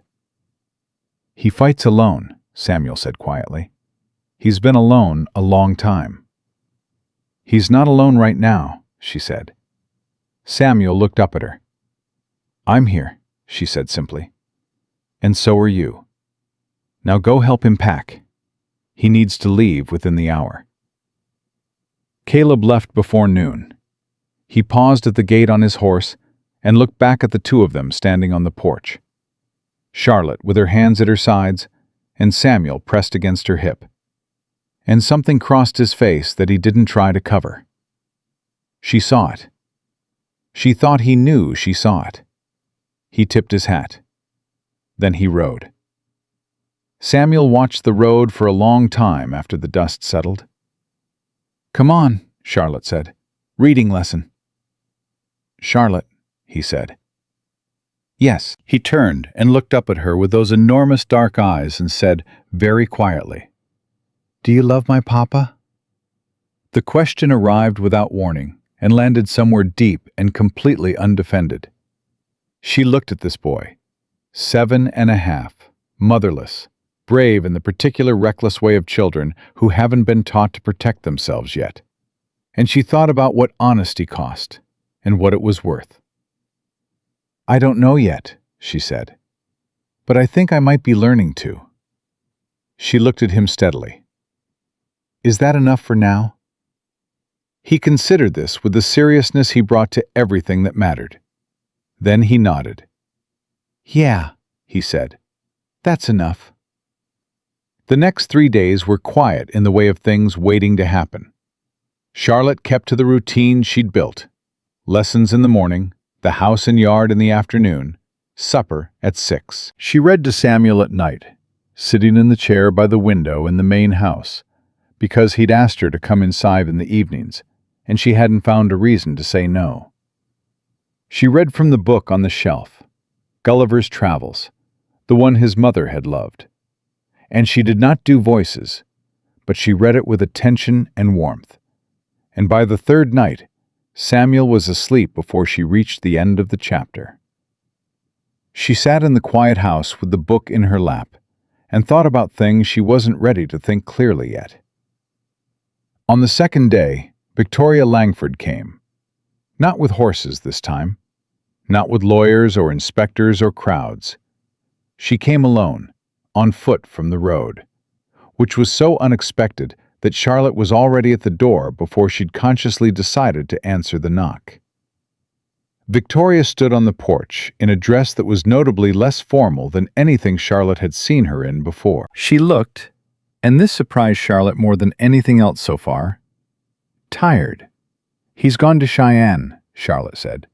"I know," Victoria said. "I came to see you." Charlotte looked at her for a moment. Then she stepped back from the door and let her in. They sat at the kitchen table, Caleb's table, the one where Samuel did his lessons, and where the three of them had begun, cautiously, to become something that didn't have a name yet. And Victoria Langford did something that Charlotte had not anticipated. She said, "I didn't file that second complaint." Charlotte went very still. "The land claim challenge." "My father filed it." Victoria's voice was flat. Not apologetic exactly. She was not a woman built for apology, but stripped of the composed certainty Charlotte had come to associate with her. "I didn't know he was going to do it. He found out about the first complaint, the moral conduct one, and he saw the opportunity, and he took it." She looked at the table. "My father has wanted that land for 6 years. I wanted—" She stopped, started again. "What I wanted was different." "You wanted Caleb," Charlotte said. Victoria looked up. "I thought he needed someone, and I thought I could be that." Her voice was precise, controlled.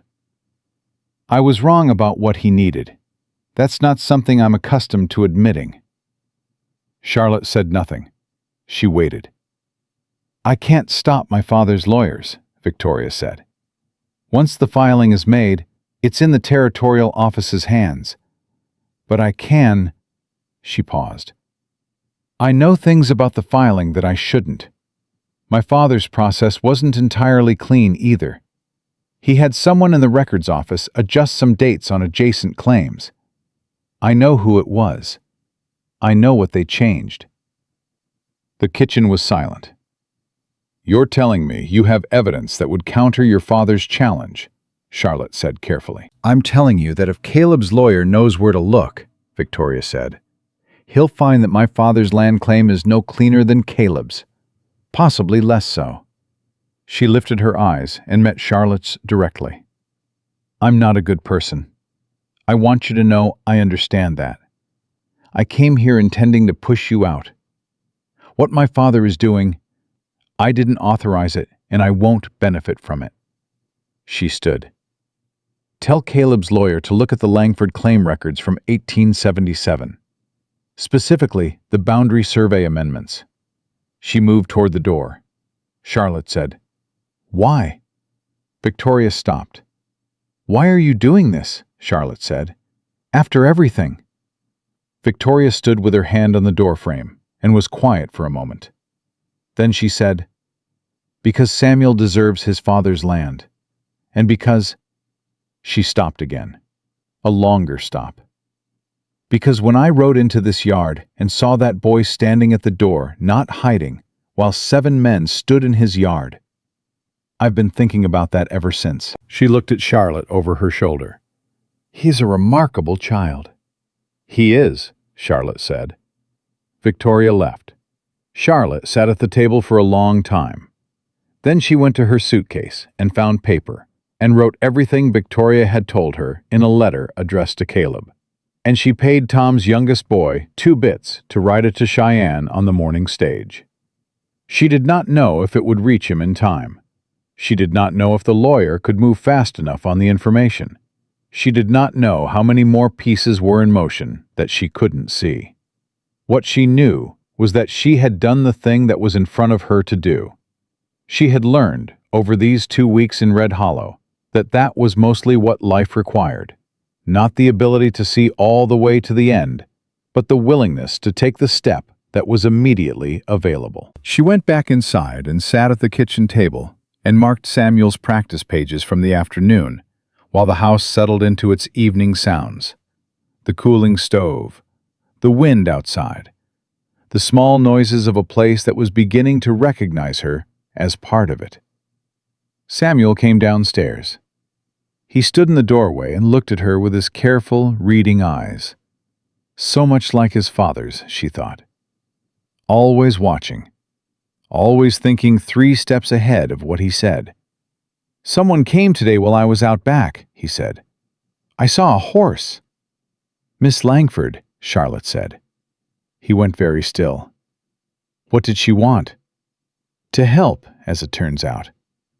Samuel looked at her for a long time. Then he came to the table and sat in his chair. His chair, the one on the left, the one that had become his without discussion, and picked up his pencil. "I'm going to practice my letters," he said, "so I can show Papa when he gets back." "Good," she said. He bent over the paper. The pencil moved. The house was warm and quiet, and outside the light was going the way it did here, gradually, generously. And Charlotte Hale sat at a table in Wyoming and graded a little boy's lessons, and felt, with a certainty that had nothing to do with planning, that she was exactly where she was supposed to be. She did not hear the rider until Samuel's head came up. Fast hooves. One horse, coming hard from the direction of town. They looked at each other. Samuel's hand found the table edge. The knock on the door was sharp, urgent. Charlotte stood. It was Whitfield again. He was out of breath, his face tight. He held out an envelope, different from the last one, a territorial seal on it. Official. "Came by wire from Cheyenne an hour ago," he said. "Addressed to you." Her name, not Caleb's. Hers. She took it. She opened it standing in the doorway. It was from Caleb's lawyer, a man named Davies she had never met. 2 lines. "Miss Hale. Information received. Moving to file counterclaim at morning session. Tell the boy his father is coming home." She read it twice. Then she looked at Samuel, who was standing behind her with his chin almost on her shoulder, trying to read around her arm. "Is it good?" he whispered. She folded the letter. She turned around. She put both hands on his shoulders and looked at him directly, the way she'd learned to. Steady, no softening, just the truth. "Your father is coming home," she said. Samuel Walker closed his eyes, and for the first time and longer than Charlotte had known him, longer, she suspected, than she knew, he cried. Not the held-back, controlled way of a child who has learned to manage grief quietly. Fully. The way children cry when they finally feel safe enough to let it out. She pulled him in and held on and let him. And the evening came down around them, and somewhere between the news in her hand and the boy in her arms, Charlotte Hale understood that this was not a temporary arrangement anymore. It never had been, really. Some things you only understand once you've already become them.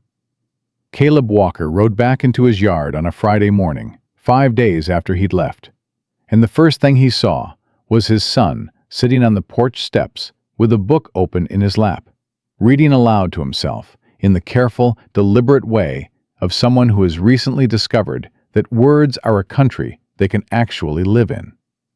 Samuel looked up at the sound of the hooves. He closed the book. He stood up. Then he ran.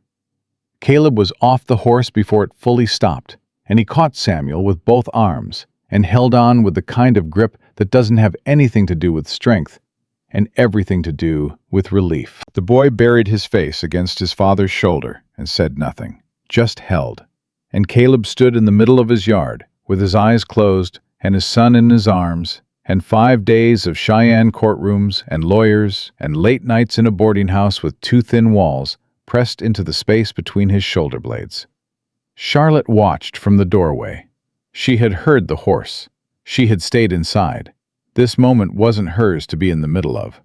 She'd learned, in the time she'd been here, how to read which moments to step into and which ones to guard from the outside. After a while, Samuel pulled back. He looked at his father's face with the thoroughness of someone taking inventory. "You look tired," he said. "I am tired," Caleb said. "Did it work? The lawyer?" "Come inside," Caleb said. "I'll tell you both at once." He looked up. He found her in the doorway and held her eyes for a moment. And what passed between them in that look was not simple enough to name, but real enough to feel clearly. She stepped back from the door and let them in. They sat at the kitchen table, the three of them, in the places that had become theirs without any formal decision. Samuel on the left, Charlotte across, Caleb at the head, his hat on the peg, his hands around the coffee she'd put in front of him before he'd even asked. "Davies filed the counterclaim Friday morning," Caleb said, "based on the information in your letter." He looked at Charlotte. "The 1877 boundary surveys. He found them. The alterations were clear once he knew where to look." He paused. "Langford's claim doesn't hold. The challenge to my deed has been dismissed." Samuel let out a breath so long and complete it seemed to come from somewhere below his lungs. "So we keep the ranch." "We keep the ranch," Caleb said. Samuel leaned his head down onto his folded arms on the table and stayed there a moment, just breathing. Caleb put his hand on the back of the boy's head, gently, briefly. Then Samuel looked up at Charlotte. "You did that," he said. "You sent the letter. You figured it out." "Miss Langford figured it out," Charlotte said. "I just passed it along." Something moved through Caleb's face at the mention of Victoria's name. She watched him process it, the complicated thing of owing something to someone you'd been in conflict with. He was quiet about it, the way he was quiet about most things that required him to revise his understanding of a person. "I'll need to thank her," he said finally. "I think she'd rather you left it alone," Charlotte said. "I think she'd like to be done with all of this." He considered that. Then he nodded. The morning should have settled into relief from there. The legal threat was gone. Caleb was home. Samuel was already opening his book again to show his father what he'd been working on. The pages of practice letters, the arithmetic sums, the sentences he'd been building word by careful word. And Caleb looked at each page with the attention of a man who understood, maybe for the first time, what had been growing here while he was away. But Charlotte had known since the night before that there was one more thing, one more piece still in motion, still coming toward them, patient and certain, the way trouble always was. Greer's follow-up inspection was scheduled for Saturday. She had not told Samuel. She told Caleb that afternoon, while Samuel was out in the yard, and she watched him go still in the way she'd come to read accurately. Not shut down, not retreating, but absorbing, thinking. "Tomorrow," he said. 10 o'clock, she said. "Whitfield told me when he brought the wire. And the original complaint, the moral conduct one." "That's still open?" "Until Greer closes it," she said. "The land claim being dismissed doesn't touch it." He stood with his hands on the kitchen counter and looked at the window without seeing through it. She waited. The house was quiet around them, in the particular way of mid-afternoon, the heat pressing down, the yard still. "Charlotte," he said. She waited. He turned around. He looked at her directly, and it was the most unguarded she had seen him. More than the morning with the 7 wagons, more than the evening he'd said Rebecca's name without meaning to. He had the look of a man who has run out of sideways approaches and is trying, for possibly the first time in a long time, to go straight at something. "I've been thinking the whole ride back," he said. 5 days of thinking. About the ranch and the lawyers and all of it. But mostly about... He stopped. Started again, which was rare for him. He was not a man who restarted sentences. "I'm not good at this. I want you to know, I know that. I don't say things the right way. Rebecca always said I communicated like a fence post." Something moved in his face at his own words, the reflex of saying her name, and then he stayed with it instead of retreating from it. "She was right. I do." "You communicate fine," Charlotte said quietly. "I communicate adequately," he said. "That's not the same thing." He pushed off from the counter. He came to stand in the middle of the kitchen, not close, but near enough that she could see the exhaustion around his eyes, and the place on his jaw where he'd missed a patch shaving in Cheyenne, and the way he was holding himself, like a man who has decided to say the thing and is going to say it before his nerve gives out. "I don't want you to leave," he said. "I want to say that plainly, because I've spent 2 weeks being indirect about it, and we're out of time for that." He looked at her steadily. "You being here, the way Samuel is, the way the house is, I can't tell you what that's been like.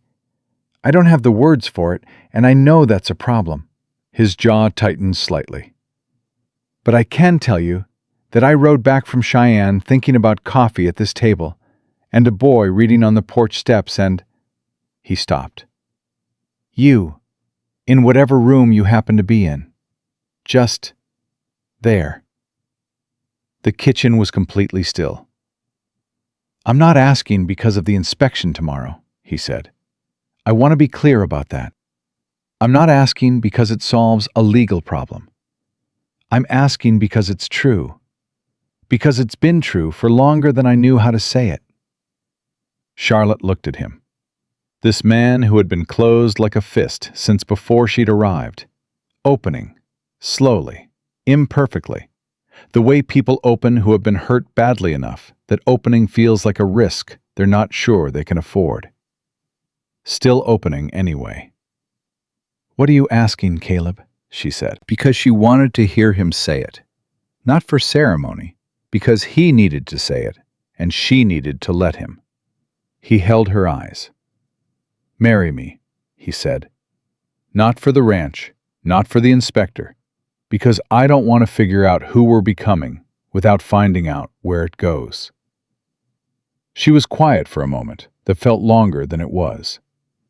"You know I came here for a family," she said. "You know that's what I was looking for." "I know."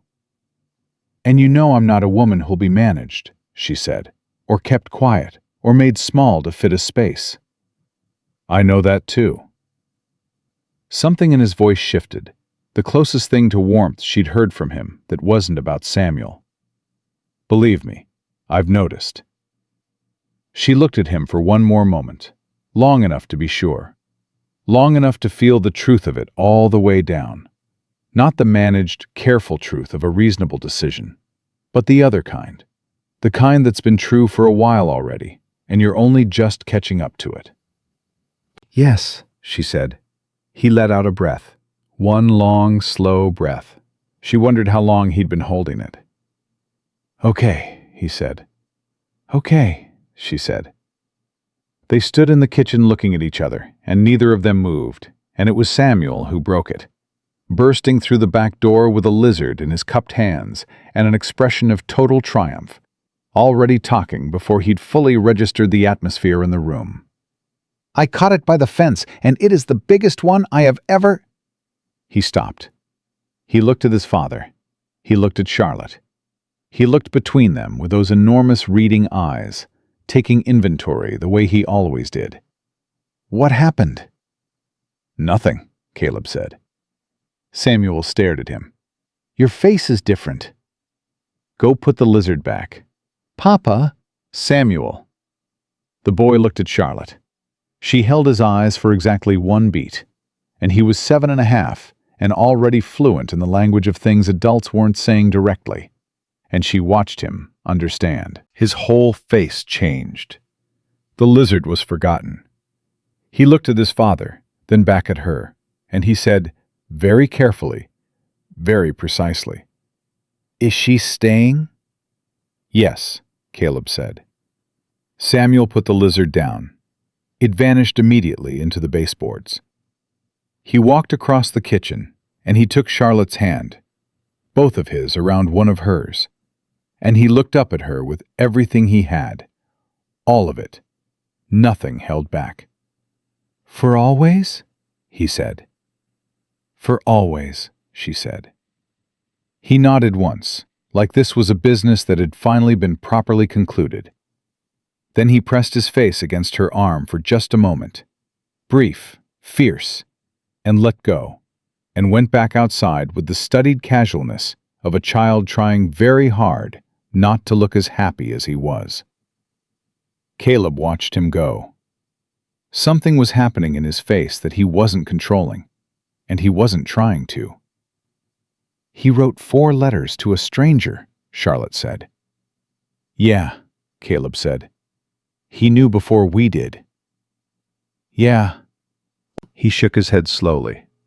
7 years old. 7.5, she said. He looked at her, and this time, for the first time, for real, fully, without it being the neighborhood of a smile or the suggestion of one, Caleb Walker smiled. It rearranged his whole face.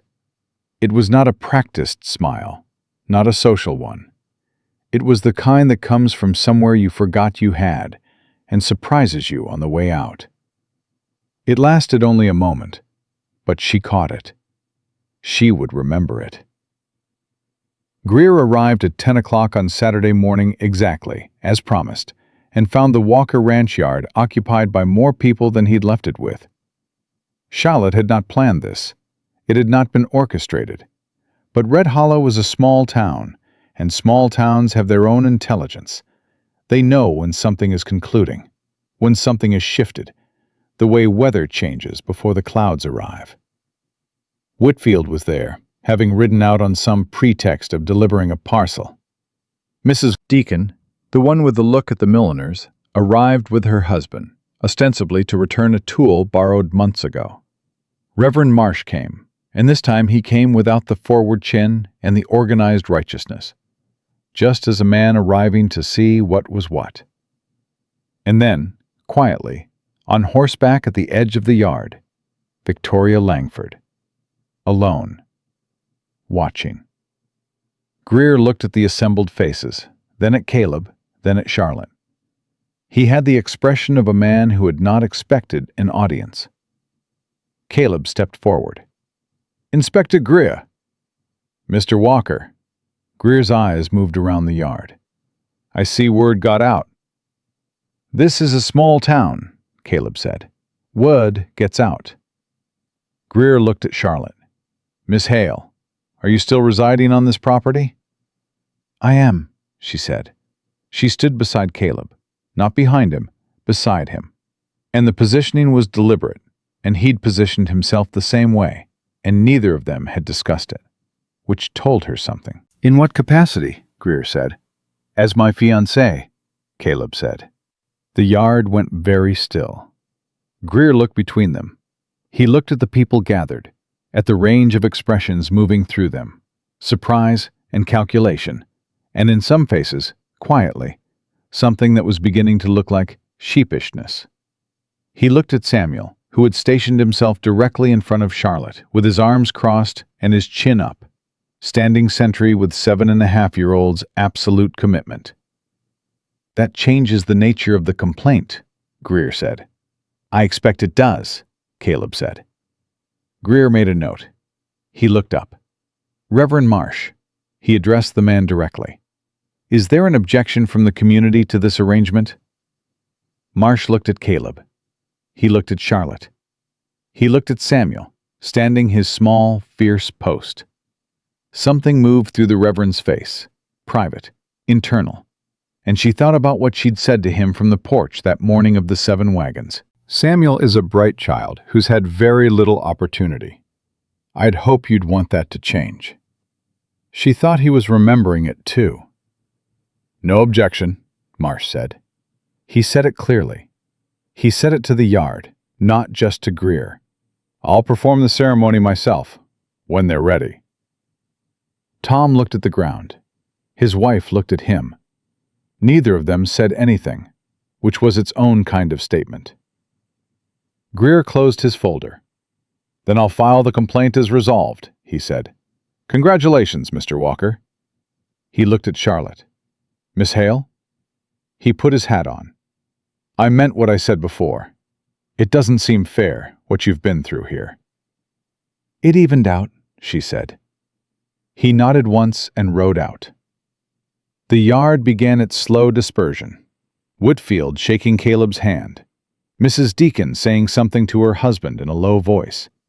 Marsh walking over and offering Charlotte a quiet word about the Sunday school that she accepted with equal quiet. The ordinary business of a small town recalibrating itself, deciding that a thing it had been against was now a thing it would accept, and doing it with the slightly sheepish ease of people who prefer to move forward rather than account for the distance they've traveled. Victoria Langford had not moved from the edge of the yard. Charlotte walked to her. They stood looking at each other, these two women who had come to this ranch from opposite directions and for opposite reasons, and had ended up, somehow, in the same place. It worked, Victoria said. It wasn't a question. It worked, Charlotte said. Thank you. Victoria looked at the yard, at Caleb talking to Whitfield, at Samuel, who had attached himself to his father's side and was listening to the conversation with obvious intent, even though none of it was addressed to him. Her expression was composed, as always, but there was something behind it that was different than the first day she'd ridden in. He's a good man, Victoria said. I always knew that. She paused. I thought a good man could be steered. I was wrong about that. He can't, Charlotte agreed. No, Victoria gathered her reins. You're a better fit for him than I would have been. I think I've known that since the morning at the porch. She looked at Charlotte directly. I don't say that easily. I know, Charlotte said. Thank you for saying it. Victoria rode out without looking back. Charlotte watched her go and felt something uncomplicate inside her. Some last remaining tension between them that had been waiting for exactly this to release. She turned back to the yard. Samuel had detached from his father and was now standing in the middle of the empty space with his hands in his pockets and his eyes on her. That old, watchful patience, that careful reading. She walked to him and stopped, and they looked at each other. It's done, he said. It's done, she said. All of it? The inspector and the lawyers and all? All of it. He was quiet for a moment, absorbing.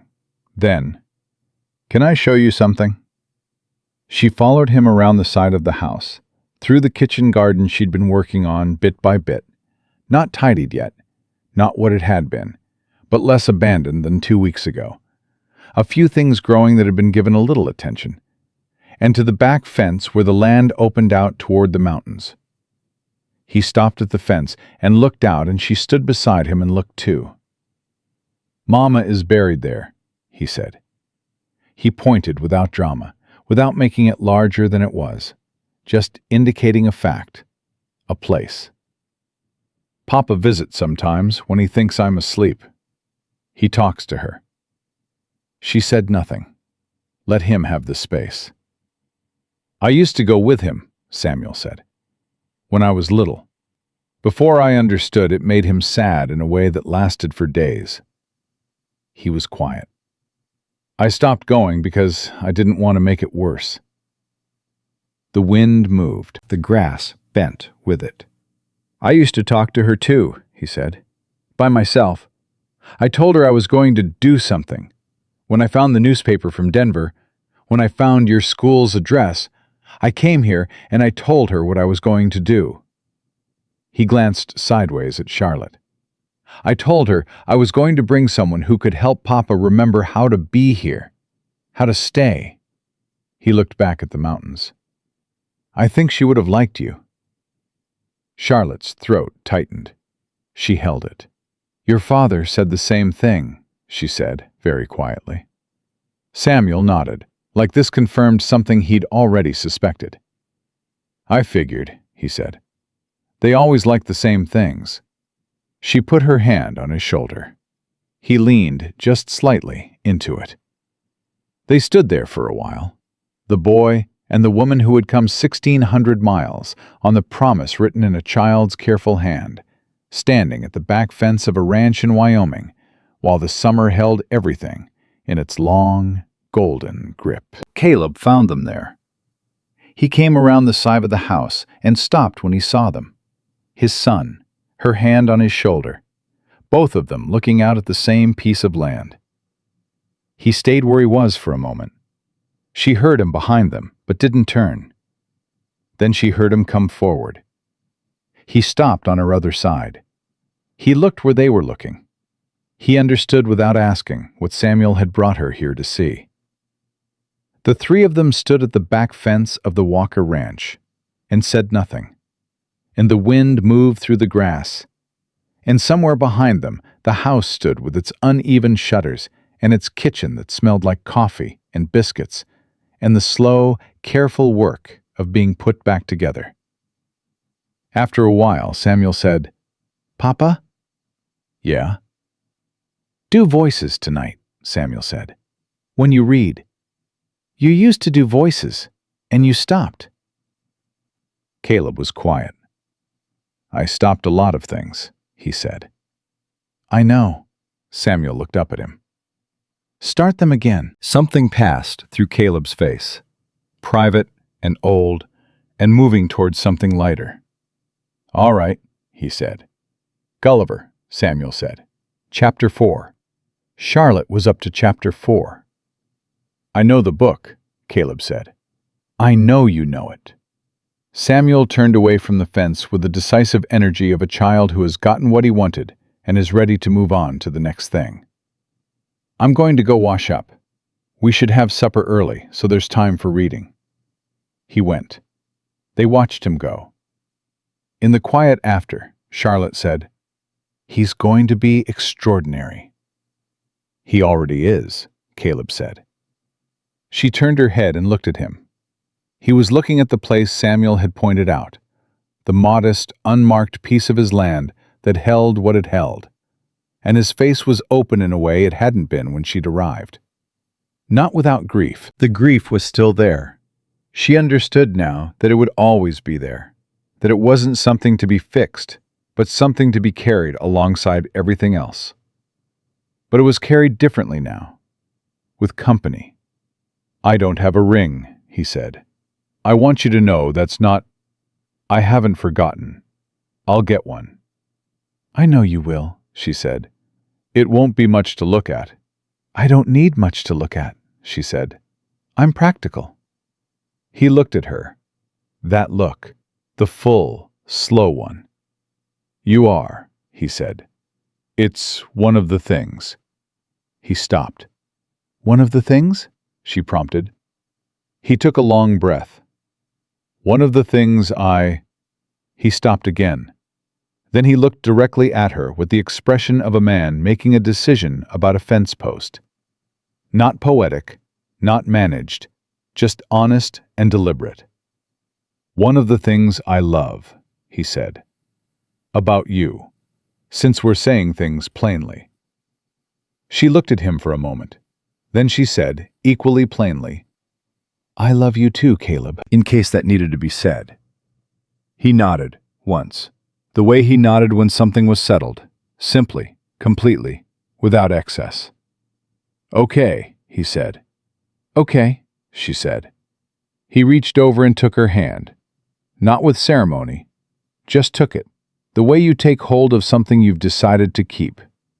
His hand was rough and warm and certain, and hers fit into it, and they stood there at the back fence of his land, with the evening coming down, and the mountains holding the last light the way they always did, patiently, generously, as if light were something they'd always known how to keep.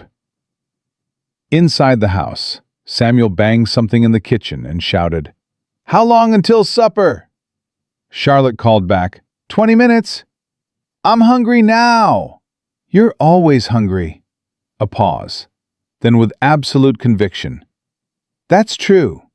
Caleb made a sound beside her that was not quite a laugh, but was its fully arrived destination. Low and real, and something she had not heard from him before. She felt it more than she heard it, the way some things make themselves known through the body before the mind catches up.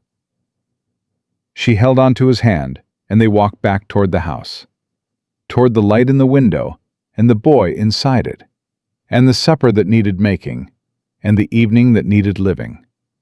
The ordinary, irreplaceable weight of a life resuming. Charlotte Hale had come to Red Hollow on a one-way ticket with 1,600 miles of hope and a suitcase of practical sense and a willingness to be brave just once, just this once, and see what was on the other side of it.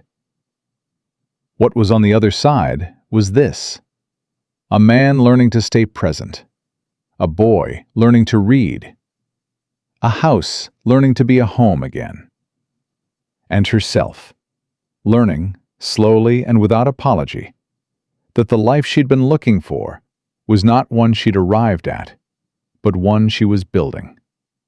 One morning at a time, one biscuit, one lesson. One word, said plainly in a kitchen in Wyoming, while the summer held the world in its long, golden, unhurried hand. She went inside. She started supper. And the Walker Ranch, which had been quiet for too long, filled up once more with the sound of people who had chosen each other. Imperfectly, practically, with clear eyes and open hands, and decided that was enough. More than enough. It was everything.